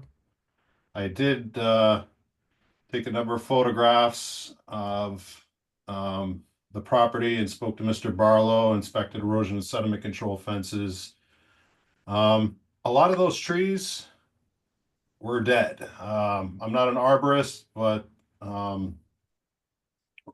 lot of things look pretty well rotted, such as that. This was a common look around the property of these rotted trees. The issue the neighbors have is this: there used to be more wooded and more wooded view from the street. They cleared a lot of these rotted trees. This area was depicted on our approved site plan as a clearing limit, but it's beyond the 125-foot regulated area for the Wetlands Commission. I mean, it's my estimation that it's within their prerogative to clear in that area. I did have some concern about the slope and that the trees act as a, help for natural infiltration. There is a stone wall at the top or halfway through the slope that does act as a strong barrier. But many of these trees authorized in the clearing with the approved permit, and then clearing of trees outside of the clearing limit, but outside of the wetlands jurisdiction. It's a very tight lot when you're there. It looks smaller when you're in person. Any of those trees on that slope could have easily been within reach of the house if they were rotted and fell in that direction. So I asked for a little bit of improvement on the silt fencing that they had installed because it wasn't really towed in. And it was hard for them to tow it in because got a lot of stone roots. So I requested that they shore it up at least with some hay bale and run additional lengths. And they have done that. But we can talk about that a little later. We've got another modification on our agenda tonight for Mr. Morris Lewis. And he's on the call. He will need to modify the permit that he just recently had approved with us that has just passed its appeals period. He found language in the deed that requires a garage and had to subsequently modify and present this to us. Dan, could we go back to the modification at 203 Crystal Pond Road? Yep. Do we need to take an action on this? I mean, I'm not worried about the tree cutting, but it says modification. And No, tree- there's no action on that. I left it on the this agenda because it was going through its appeals period, but with that passed, it kind of okay, so Didn't we need don't to have be. to take any action on that. All right, no. all right. Never mind. Morris, can you hear me? Yes, I can hear you. Hello, everyone. Hello? I'm here. So, why don't you tell us, what you're having to change a little bit, and have me scroll to wherever page in the application that you'd like. Okay, as Dan stated, we just found out, like, I think literally the day after it was approved, that this 4-lot subdivision had a deed restriction where a garage is a requirement. The people that I'm building this for, they were going to do a garage down the road. However, the bank that they're going through says that because it's in the deed restriction, we require a garage before we could do a construction loan. So long story short, we added a 2-car garage to the house. You can scroll down and show where it's located to them. Could you go to and the 6? Could you go to page 4, I mean, Dan, 4? Yeah. Okay. They added a 2-car garage to the house, and everything is still within that same little footprint of where it was approved from before. It shifted over a little bit, but everything is still within that same footprint. So there's no, any additional impact to what we're trying to do over there. So what about the under drains? So the garage is at grade. It doesn't have under drains around it, does it? If Curtain it's drains? required, we can do that. We typically put footing drains around the perimeter of the house, even with the Right. garage. Mhm. Right. So how are you going to put the perimeter drain? Will it just disconnect where the garage connects to the house? Yes. Okay, that's all. I actually think this is a better plan than the one before because you've Yeah, actually moved the house You down. can show her a picture of the plan too. I sent you the blueprints, Dan. Do you have that with you? To kind of, she can get the picture. I emailed that to you today. Yeah, I could pull that up momentarily here. Okay, yeah, just to get a visual of what it's going to look like. I think it even makes it a whole lot better having the garage as opposed to not having the garage.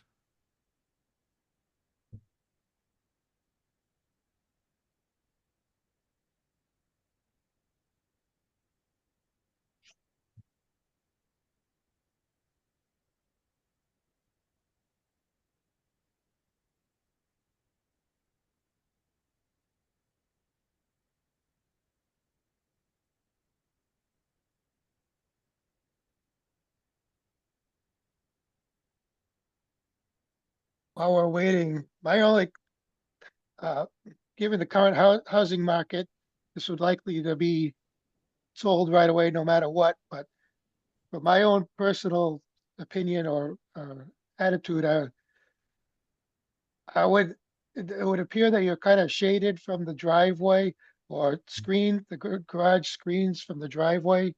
So you can't really see who's coming down your driveway, and even who's stopped in front of your garage. So that would be my personal, Well, they can always Opinion to it. install webcams.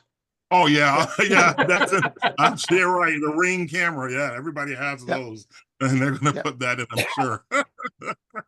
Does everybody see the new proposed appearance? Mhm. yes, Yeah, it's the same exact house. Nothing has changed. It's just to meet the requirement of the deed restriction, the garage is added. Everything else is exactly the same. You know what I'm surprised at? They have a south-facing exposure and they have no windows on that side. I was really surprised at that. Oh, yeah, yeah, That's a perfect place to get a passive solar. Yeah. exactly. That may be a modification they may do. That it doesn't affect us, but But that's a great idea, though. I'll bring that up to them. I would definitely do that. I would wrap Yeah. that porch right around and have it, well, I wouldn't necessarily wrap the porch around with a Yeah. cut, with a overhang, because then you won't get the sun in the windows unless the overhang is very short, so that you only get it in the wintertime. You don't get it because the sun is real low in the sky. Anyways, whatever. I don't have a problem with this. Modification, request for modification. I think it's a better fit for the house. And I frankly couldn't figure out where they were gonna put a garage. If they wanted to add one, the way they had it originally designed. Cause there's no place, so you'd have to get rid of the porch. Yeah. Mhm. And you can't go over, you can't have it, well, the footing drain you could go over, but you couldn't go over the septic, so this is really the only location you could have put a garage. That makes any sense.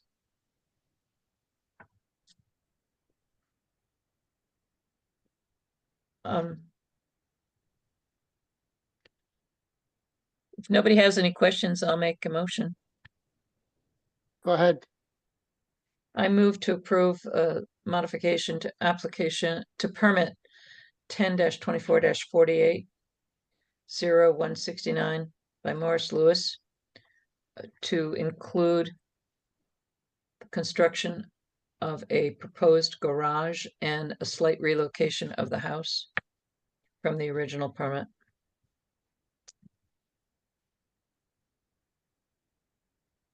Second motion.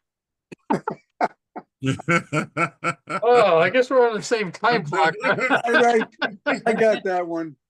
You got that Okay, one, yeah. We By have a a motion nose. by Marla Butts and seconded by Stuart Peasley to approve the modification to permit 10-24-48 Route 169 Morris Lewis for the modification of adding a garage and moving the location of the house slightly. Is there any further discussion? All those in favor signify by saying aye. Aye. Aye. Aye. The motion passes unanimously. Thank you very much, Mr. Lewis. And thank you. You guys have a pleasant evening. You too. Thank you. Thank you.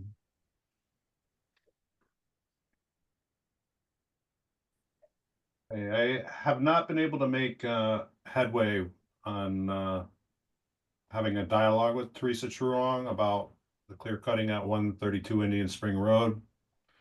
It was a challenge to cover just the business of getting that fee and the piecemeal approach that she had on her application for 60 Indian Spring. Tracy, though, in our office today did nail down the correct phone number and mailing address for Teresa. We had like 4 of each of those. But coupled with the fact she's been doing a lot of international traveling, is my understanding, there's still an opportunity to discuss 132 Indian Spring along with what we need for the application at 60 Indian Spring. So I will keep working on that one till we're on the same page with Teresa. I did get a call out to Bungie Lake about some work that was occurring under a permit issued by the commission. There was 2 separate permits, 082304 and then 102303. That's Sugato Mitra, 41 Hiawatha Heights. If you recall, one was to shore up a retaining wall that had a lean going on to it, and then one was work at the tip of the peninsula to replace the stone. So some neighbors observed some work, specifically a bucket reaching into the lake at the peninsula to pull out stone.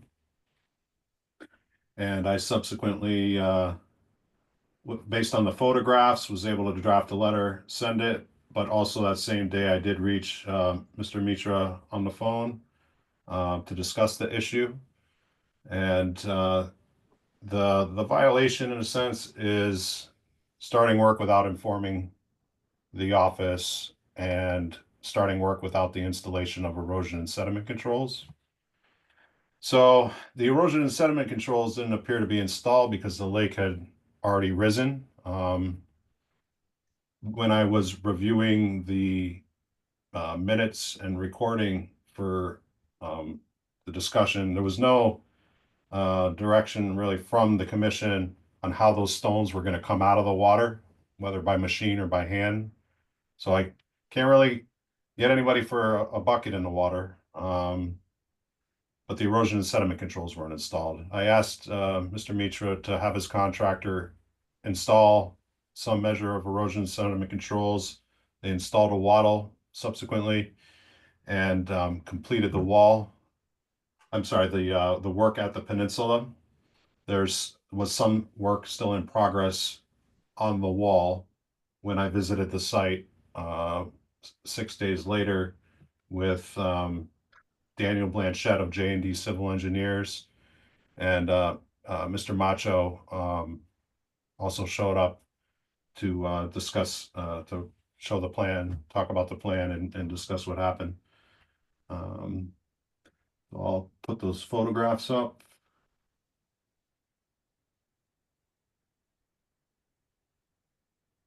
So this is looks wrapped up and complete. The work is complete in that section. I don't know if the intention is to have a patio with these large stones over here, but this wattle is functioning. I did not see any indication of coloration in the water or over any of the site from any leak from equipment. Everything looked pretty tidy in that spot and completed. Here's another angle of it.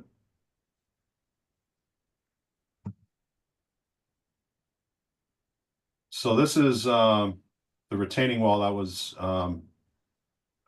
paused, at least when I was present. Took a closer picture so you could kind of get the cross section of it.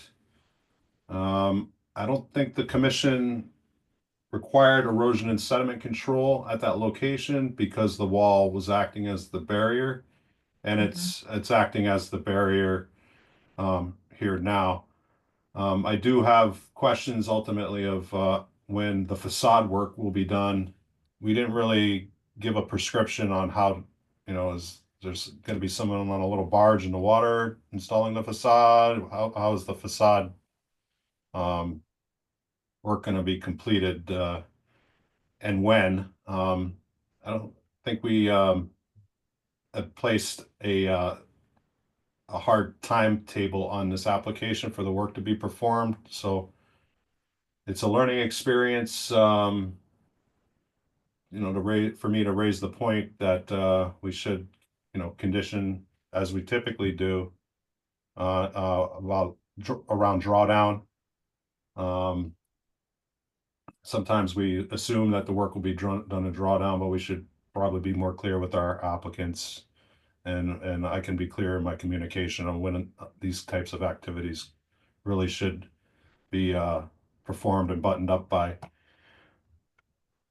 But there's a lot of grass that needs to grow in.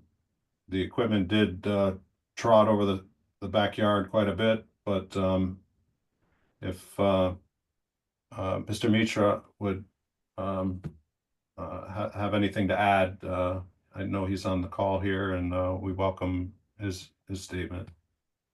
Hello, everybody. Dan pretty much described the whole situation. we've had the permit in 23, and we've been trying to get contractors out there. It took us about a year and a half before we could find somebody that's gonna do the work. And our plan was to start work immediately after the lake is drawn down, like towards end of October, and have it all finished by December timeframe. One of the problems we ran into first as we started excavating behind the concrete wall, we found out that dead men, which are supposed to keep the concrete wall in place, has detached from the wall. So we had to put in new dead men and basically tie them to the existing concrete wall. And that took a lot more time than what we envisioned. And then we ran into the hard freeze where we couldn't do anything. As far as the work at the corner, the peninsula at the corner, our plan showed we're gonna have a brick wall there. Unfortunately, the way the weather was panning out, we didn't think we'll have time to put in a brick wall. So what we did was remove the damaged stone of the existing wall and put larger stone in there. And that's basically the only work we did where we had excavator going into the lake. Basically remove the existing rock wall. And one of the reasons we didn't call you before the construction started was I don't live here now. I live in Pennsylvania, and my son lives in the house. He was supposed to notify you guys, but he got called away out of the country on business.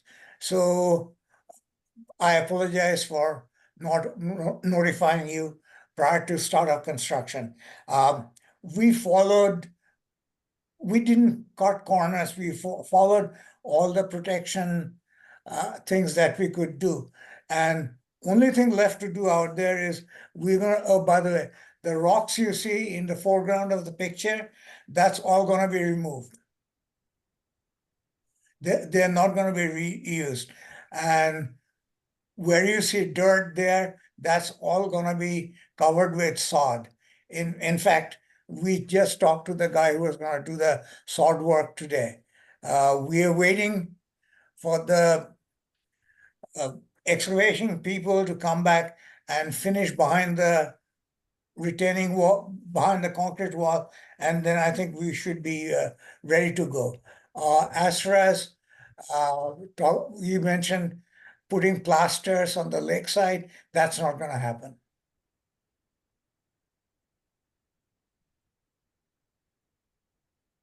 If you Marla have- Butt speaking. Mr. Mitra, you said you're gonna put in sod, and that's a very expensive item. You're in the right time for grass growing, but if you do put in sod, you wanna make sure, or tell your son, you wanna make sure that whoever puts it in has the soil surface before you put the sod down fairly flat, because when they take up sod, they only have about a quarter of an inch of soil. That Yeah, they what you see most of the entire front yard or backyard, whatever you call it, is gonna be covered with topsoil before you put the sod down. Okay. And then you want to make sure that if he's late in getting the sod down and we come into dry weather, you want to make sure your son has someone water that sod, Yes, because it can die really easily when it's trying to get established. It can Yes. dry out really quickly, and it's fairly expensive to put in. So those are the two things that I recommend that you look at doing. Thank you very much, because we've tried over the year to let grass grow evenly, and we failed miserably. Well, one of the things about some of the lake properties, the soils are a little acidic. So rather than putting down fertilizer, you want to have your soil tested and possibly have it limed, because you have a lot of Okay. oak trees around there. And the oak trees like acid soils, and they will also acidify the soil. So that if you want to have a good grass cover, you want to make sure that the soil is the right pH, the right sweetness. if you so to speak. So that might be Thank you. something that you might want to investigate, having the soil tested to see if you need to have any lime put down. And that's usually put down in the fall or in the winter time. You can do that too. Oh, thank you very much. We appreciate that. Yeah, we try not to get fertilizers because most of those just wash off right into the lake. It's so No, much I easier. don't, I don't think we have fertilized it. We've tried other things, but Yeah. Well, try checking out the pH of the soil. Make sure it's about a 7. That's what you want it to be, about between yeah, 6 and 7.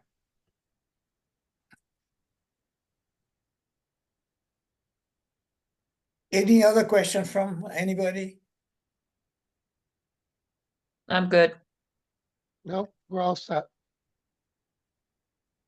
Dan, so we can bring the contractor back in to finish the work?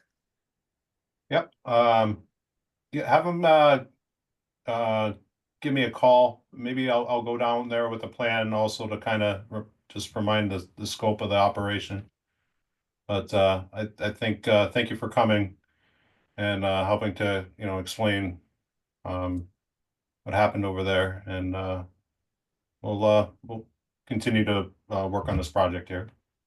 The contractor left the project to work on another small project he is working on, and he said he should be back within a week or two.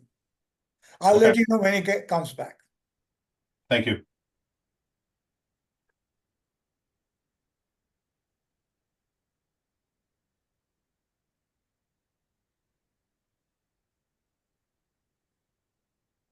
Okay, moving along to agent report when Dan's ready.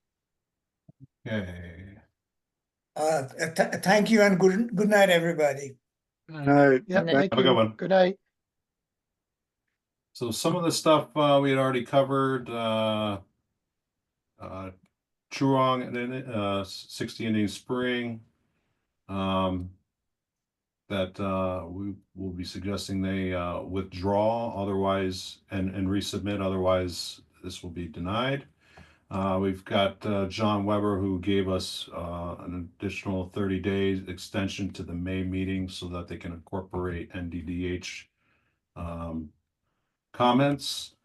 A couple agent reviews, one for that driveway that had it about 30 feet within upland review area, that they were seeking to pave, one for an underground propane tank.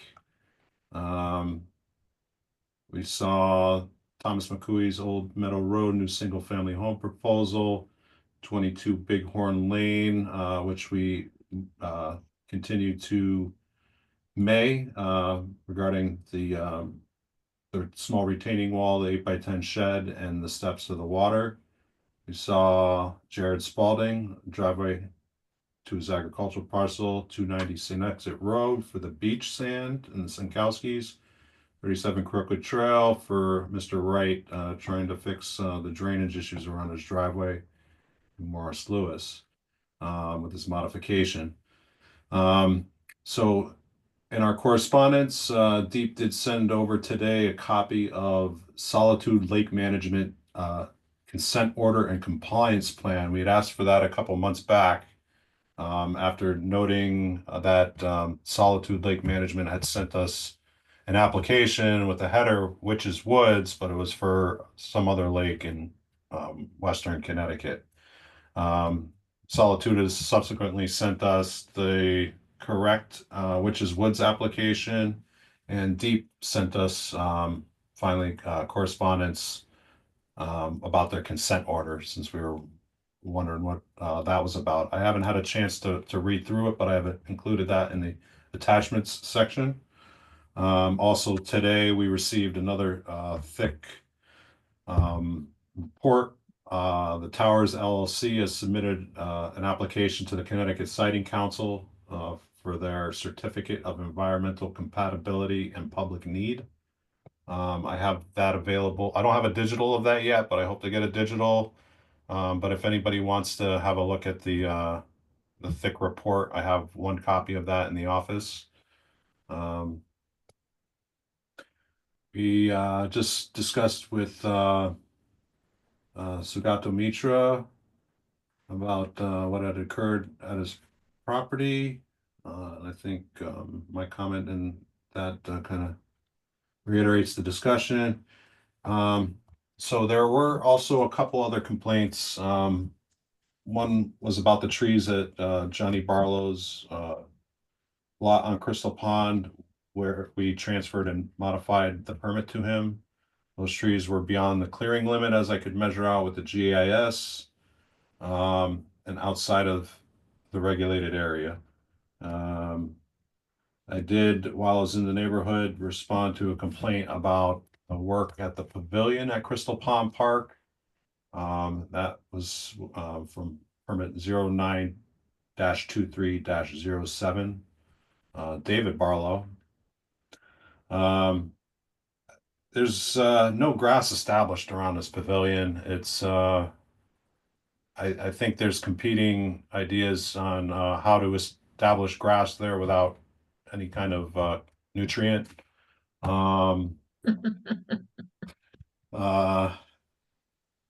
So there needs to be some ground cover over there. They have, and later in a moment, I'm going to show the pictures. I'll show them now of the erosion and sediment control fence is installed over there still, and it's shored up by wattle and hay. The hay, there's a lot of hay that dresses the site. Like it's all hay covering dirt. I did not find an ounce of dirt beyond the erosion and sediment control fence. The ENS is functioning. It's towed in well. It was only this little snag up here that wasn't doing anything. The retaining wall that they installed is acting as a great barrier. There was no sedimentation in this area along the retaining wall. Everything seems to run off the pavilion. And so say the pavilion's over here, it runs off and to this berm over here. I did not find really any sedimentation behind this. And this side was also good. But there's no grass. And so anything coming off the roof starts kind of chewing out over here. And then it meanders back to the berm, which is over here.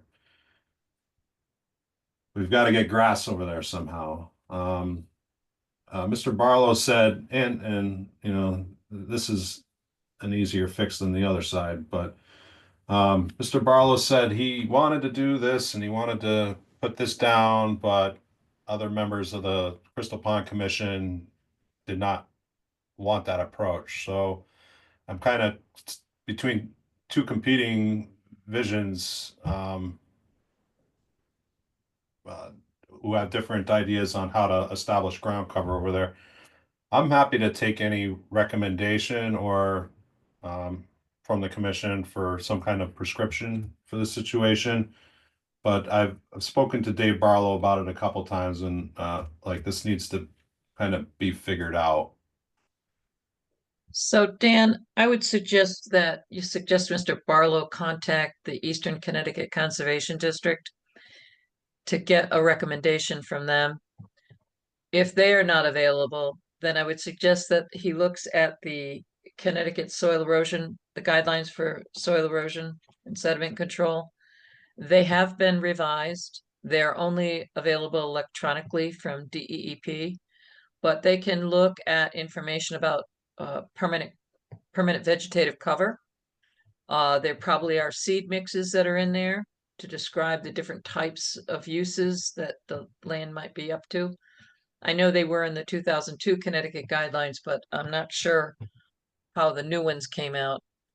I would suspect they still have some information about seed mixes, but I would suggest that they try the Eastern Connecticut Conservation District to get some advice on what to do, since I believe the town has still been supporting the Eastern Connecticut Conservation District with a donation. And since it is property that the town and Eastford own jointly, they should be willing to do this, I should think. If not, ask Jean Pillow if you have a contact with her as Okay. to who might be the best person to talk to over there. Okay, thank you. So Okay. this is Bill Rowinski. My minimum would be annual rye. Could have cover in a couple weeks or stabilization. For longer term would be annual rye with perennial rye. But if they want to have some more finer grasses, then they might want to stick with the annual rye, and that'll be just for this year. And they could start in, whatever bluegrass, fescues, whatever, after the annual rye stabilizes. True, but they also need to test the soil to see if they need to sweeten it. Because with Yeah. not having any topsoil, that soil is probably pretty acidic. Yep. And usually on temporary vegetative cover or permanent vegetative cover in grass, they usually recommend an application of lime. But that would be something that the district would, Eastern Connecticut Conservation District could recommend to them. Yep. But the annual rye is going to give you the Quick, yeah, quickest stabilization. yeah. Doesn't Okay. last, but it's a start. Yeah. And depending on how weedy their hay was, it looks like it was hay that was blown on. If it wasn't straw but was hay, they're going to get a lot of volunteers coming in. Yep. Yeah. All right, I think that's a great start. Thank you. Yeah. We also received correspondence from Deep about testing out their draft online state reporting form.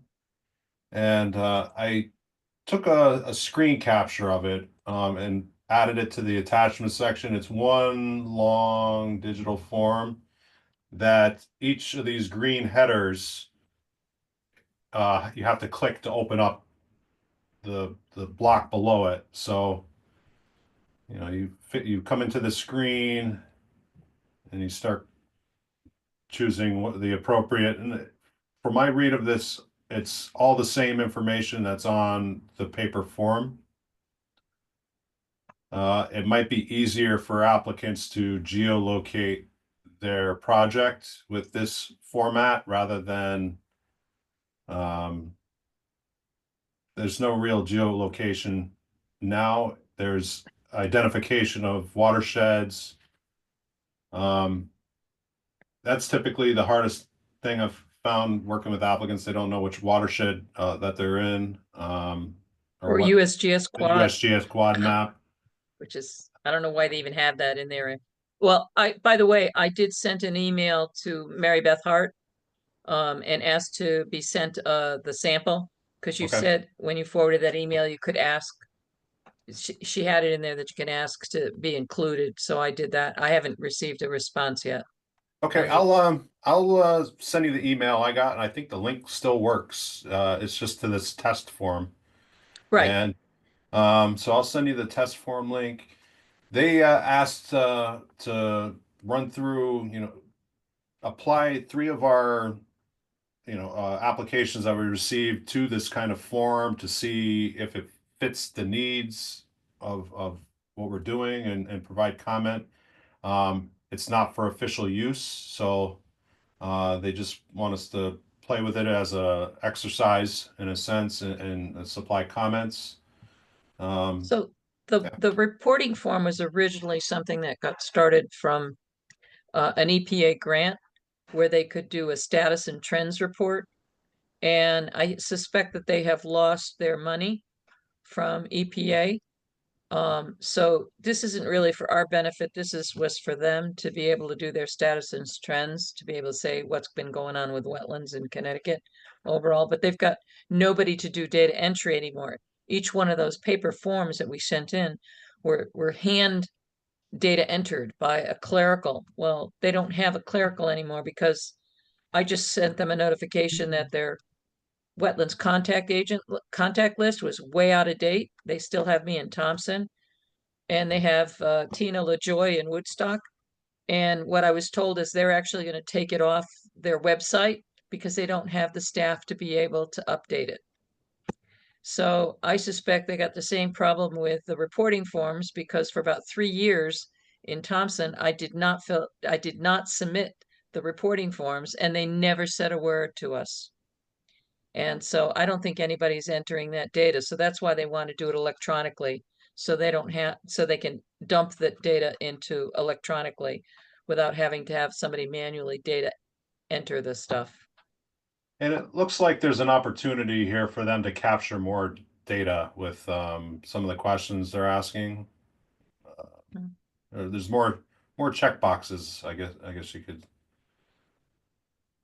say, and not all of it would be pertinent to every applicant. So there might be confusion for the applicant. Well, how do I fill out this? You know, but I will run through a few of our previous applications as an exercise with this form and see what what's wonky about it and what works and give you guys my report.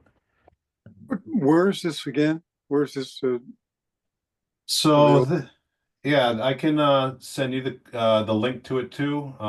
DEP just kind of sent me an invitation with a link. I think they want to keep track of who's reviewing them so if they get comments back. So the original email that you forwarded, Dan, has all that.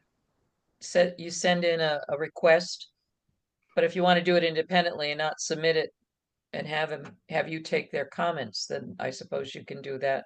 Send the link. I don't think it's a link that's just assigned to me. I think it might work for everybody, so I'll share it around and you guys can have a look at what they're proposing here. But will this generate a printed thing to include in our application, packets? This is. I'd like to see like a confirmation email summary, Yeah, how do we? We're required. It's a requirement for the commission to send this in. Technically, under the regulations, the DEP regulations. So how do we verify that?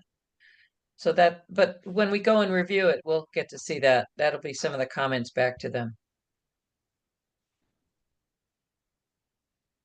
So the long screen capture, you can view it in a like a photo viewer, is in amongst the attachments in the correspondence.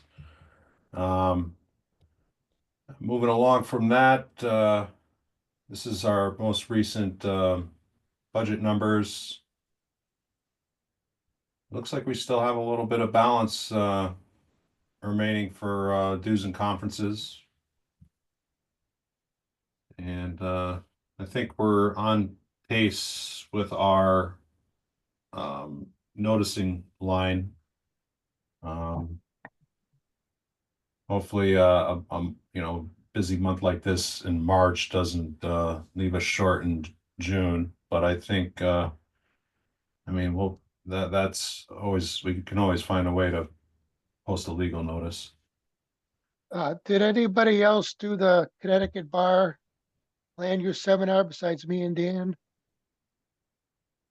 No, I didn't attend. How about CLCC? No. No. Does anybody have something that they're going to be coming up before the end of the fiscal year? No, but I am going to submit my request for my Kakiwick fee from last Okay, November. go ahead then. Yeah, because that's I think $65 or something like that, 55 something. Yeah, go ahead.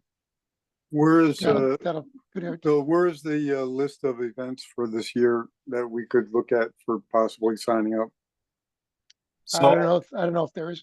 all of our the major conferences, Wetlands Associated, there's the CAUSE, Connecticut Association of Wetland Scientists, then there's the CLCC, which is Connecticut Conservation. It's a conservation theme. Uh, those have passed. They were earlier this month. Right Okay. now, the best training to direct you to are the free ones at the Yukon Clear website. Okay. Um, yeah, I can send that around. I kind of send the link every once a year. But I'll send that around to you guys.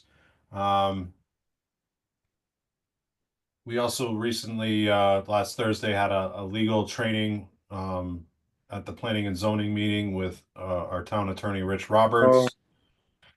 If you check the minutes or the recording of that, that's a good way to catch up on what everybody else caught up on, and we can, list you as attended if you run through that. Does so who here is certified with the deep inland wetlands certification program besides probably Marla and myself? Bill, do you have that? Nope, nope, It's haven't done that yet. it's an easy click through. It's free. Um, it used to be a weekend, a three segment course on the weekend. I remember sitting one date many years back. But now, for the past decade, it's been a click through kind of module that you can have play in the background and then take your quiz. There might be like 10 modules in the whole thing, but I don't think it's more than 2 hours of your time altogether. Um, we're required to have just the agent or one member trained and certified on that, but it's helpful um, and easy enough to do and looks good in a spreadsheet if we have like a whole row of everybody trained on that one thing. Um, we don't really have the training opportunities outside of the conferences like planning and zoning has, but um, we have some free ones that are easy to get. So I'll send that link around for the deep certification and then the Connecticut clear land use trainings. Yeah, just a point for Marla, that I found out that the town doesn't really have or didn't have a reimbursement form. So I sort of created one when I sent my reimbursement to Karen Fitzpatrick. So I can send you a copy of that if you would like, and you can fill it out. I Okay. suggested to her to maybe use it as a template, but I don't know if she ever went anywhere with it. Well, I have an email receipt from Kakiewicz claiming, verifying my payment. So yeah, send Yeah. it to me and I could, since you did it already, I could do that too. Yeah, okay. So the next item on our agenda, planet conservation and development. I've uploaded to the attachment section some of the stuff we've been passing around a little bit. Bill had a transcript of the special meeting we had with more detail of the discussion points. Dan, when I did my write-up for water resources, I reviewed that and I Okay. incorporated as much as I could. So just FYI. Yeah, sorry, I've put it up as a Word document, so sorry if you can't open that, I can make that into a PDF for everybody to, and then the water supply systems, I think opens up in an Excel spreadsheet. I can also get a screen capture of that and share it as a PDF if you're having. I've already shared all that with the commission members. Okay. So everybody was on the CC list. Go ahead. Sorry. And no worries. And Delia sent us something today, I think correspondence in response to questions input Yeah, provided. there's a lot there. And Yeah. I think we need to chew this over a little bit. We need to review it since it only came in today. I started looking at it during the meeting tonight, and there's an awful lot in there. So I think what the commission should be doing is taking a look at the write-up that I gave to you guys and see what you think of it. and take a look at what she wrote, because she's got a lot of questions and a lot of concerns. Because she looked at our old minutes and our old topics that were discussed from the minutes, and so she comes up with a lot of questions. It's going to take a little bit to digest what she's asking about. For example, one of the things that she asked right in the beginning is, when might the Inland Wetlands and Watercourses Agency update their regulations? Well, if I'm done with the POCD, the next thing I was going to do is work on the regulations. I was able to touch base with Mary Beth Hart, and I asked her to send me the comments that they had for the regulations that I did in Thompson, because I never received a copy of their comments on those. And they said that there were some concerns that they had, but they didn't tell me what those concerns were. Well, they sent me a copy of their comments of what I did in Thompson. So that'll give me an idea as to perhaps where I should be going. But that would be the next thing that I would be looking at, would be the regulations. But that's going to take at least a year, at least, to do those. That's a real complicated thing. And depending on what we do with the GIS might make it easier or harder. Same thing with the DEP reporting form. So we're going to be a little ways off with that. I think probably a year and a half, maybe. Yeah, so I agree. I would like to move this particular item H to next month's meeting. Mm. And we can have discussion of after we get a little more time to review these new submittals.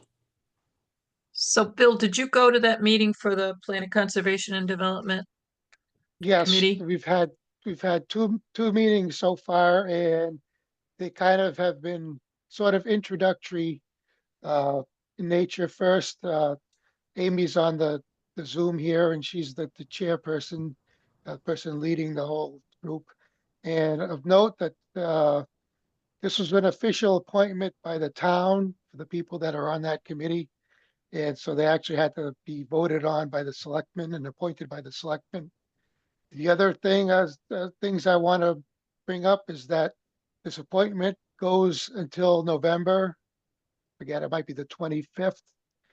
But the current plan that Amy has now is to be largely wrapped up with a lot of our deliberations and comments and fact finding and everything like that by August or sometime in August. So kind of got a lot of work to do in a short amount of time.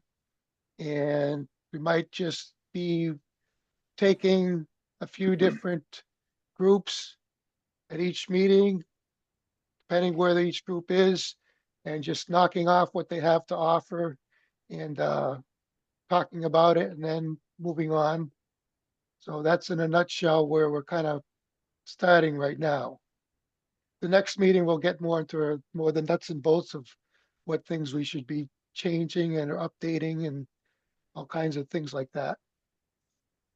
So Bill, we still have time to talk about this by the next meeting, but I think because there's so many questions that Delia has come up with, this may need a special meeting just to respond to it, because it always comes at the end of our meeting. We're all exhausted. I mean, we've Yep. already been going for 2.5 hours. I think it might be useful to do a special meeting just to look at what she's asking about and what I drafted up and see what we might want to send to the committee. Yep. That would be an excellent idea.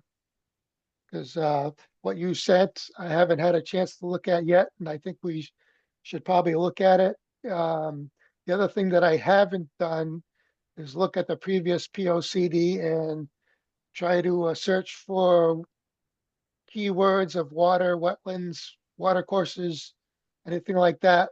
Because there's probably areas in other parts of the POCD that make references to, water, wetlands, water courses. I did And that, not you did that, yeah. and Sorry. it's not a lot. It's almost Okay. negligible, from my Okay. opinion. But and so, like, one of the things that Delia was raising that we really need to talk about is she makes a statement in here that we don't do water management. We don't manage water supplies. Well, yeah, we kind of do in a way. We don't do it Yep. in like public health department does it, but we Yep. do take those things into consideration. So I think there's a lot in here that she's got that we need to talk over to provide an adequate response to her on. Okay. So are you saying to do this concurrently while with the work on the POCD and work on those together as they dovetail to each together, or doing it separately? No, they dovetail together because it could, Okay. from some of the things that she's asking about, could affect what gets submitted. Now, I've given a Okay. first draft of what I thought, and I would fully expect that it would be modified. That Yep. people will come up with some ideas to say, no, I don't think we should include this. Yes, we should. But the drafting of the water resources portion, my recollection is that it was to try to promote the purpose of what we're doing in managing wetlands and water resources. And in order to do that, you have to set the framework for why you want to manage your water resources.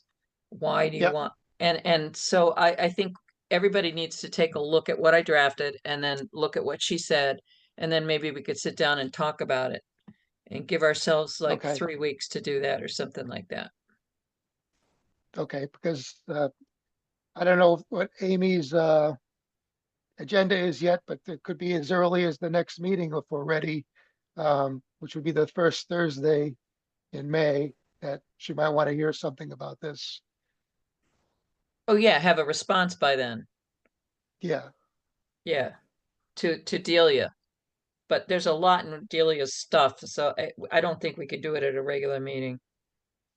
No, we'd have to have a special meeting. Yeah. So do you want to try for the last week of this month to have a special meeting? Yeah, that would be like April 28th is Monday. Bill, I can easily accommodate you guys and push the wetlands discussion ahead if you want to for the POCD committee. Well, Amy, where is everybody else in relation to where we are? You I mean, guys are we have done it. ahead? You guys have done a lot more work than everybody else has. So I would actually like to let you guys continue working and have yours later than sooner, so we can start discussing the other areas that haven't had the work put in yet. Okay, okay.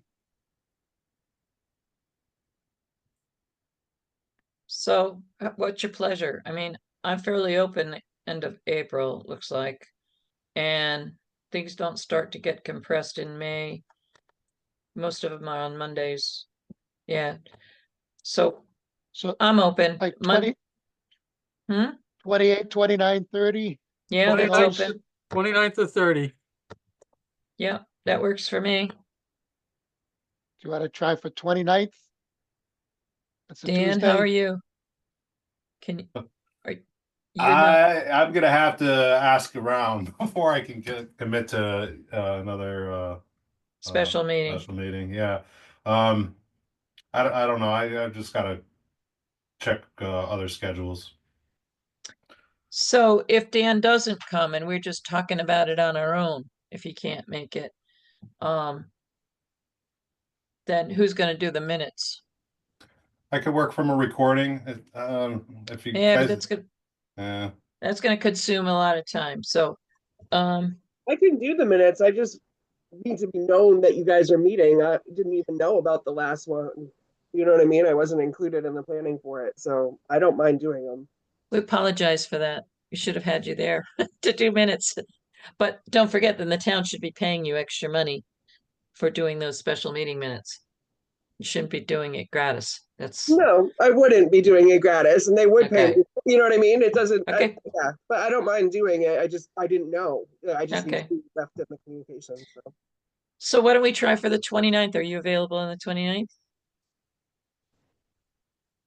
sure, I think so. The end of the month that week is usually my lightest week, so I can't see why there would be any conflicts. Well, Dan, why don't you orchestrate that and just let us know whether it's the 29th or the 30th? Yeah, I'll check availability with the clerk and propose what the options are in an email to you guys and then confirm it. Stu, would you be available? Yep. Either one's fine. Okay, I'm gonna block it out just so I don't get a conflict down the road. We'll just wait for Dan to Uh, tell us when he wants us to meet. Is that 6 o'clock a good time or? Yeah, that's good for me. I like it earlier than later. Yeah, Yeah, well, it gives us a good chunk too. So Mark, from our last meeting or our special meeting, whichever one it was, you were offered to do some work on a portion that we would insert for guiding principles. Do you have anything on that yet? No, not yet. I'll try to have it for that meeting. Okay, I would ask Mr. McCooey to join us for the POCD meeting. If he's listening, but I see he's on board still. But I think it would be interesting for you, Mr. McCooey, really. I had something else, but I can wait. It really has to do with the regulations, and maybe we can. But I keep every time we see new applications, I'm looking at the application form, going, you know, Mhm. this needs work. Definitely does. They definitely, from what I saw tonight, it does. Yeah. I think So that's more than 25 years old. Yeah. I'd like to suggest we put that up as a priority. We can do that before the regs. Yep. Yeah. Okay.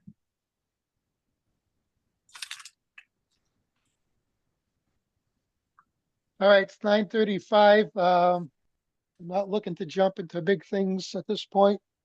So unless somebody else has something they would like to discuss, I'd entertain a motion to adjourn. Do we have any citizens that would like to comment at this point? Okay, I guess we do not. Any further business? I move we I move. adjourn. I second the motion. Okay, Right. motion by Parker, seconded by Marla Butts to adjourn. All those in favor signify by saying aye. Aye. Aye. Aye, aye, it's unanimous. Thank you very much, Dan. Thank you very much, Amy. Thank you. And Time? thank you very much, everyone, for this meeting. And Time we'll see you is soon. 9:30. Six? Yep, 9:36. Yep. Good night. Have a Good good one, night. everybody. Good night. Right. Thank you, everyone. Bye. Good night.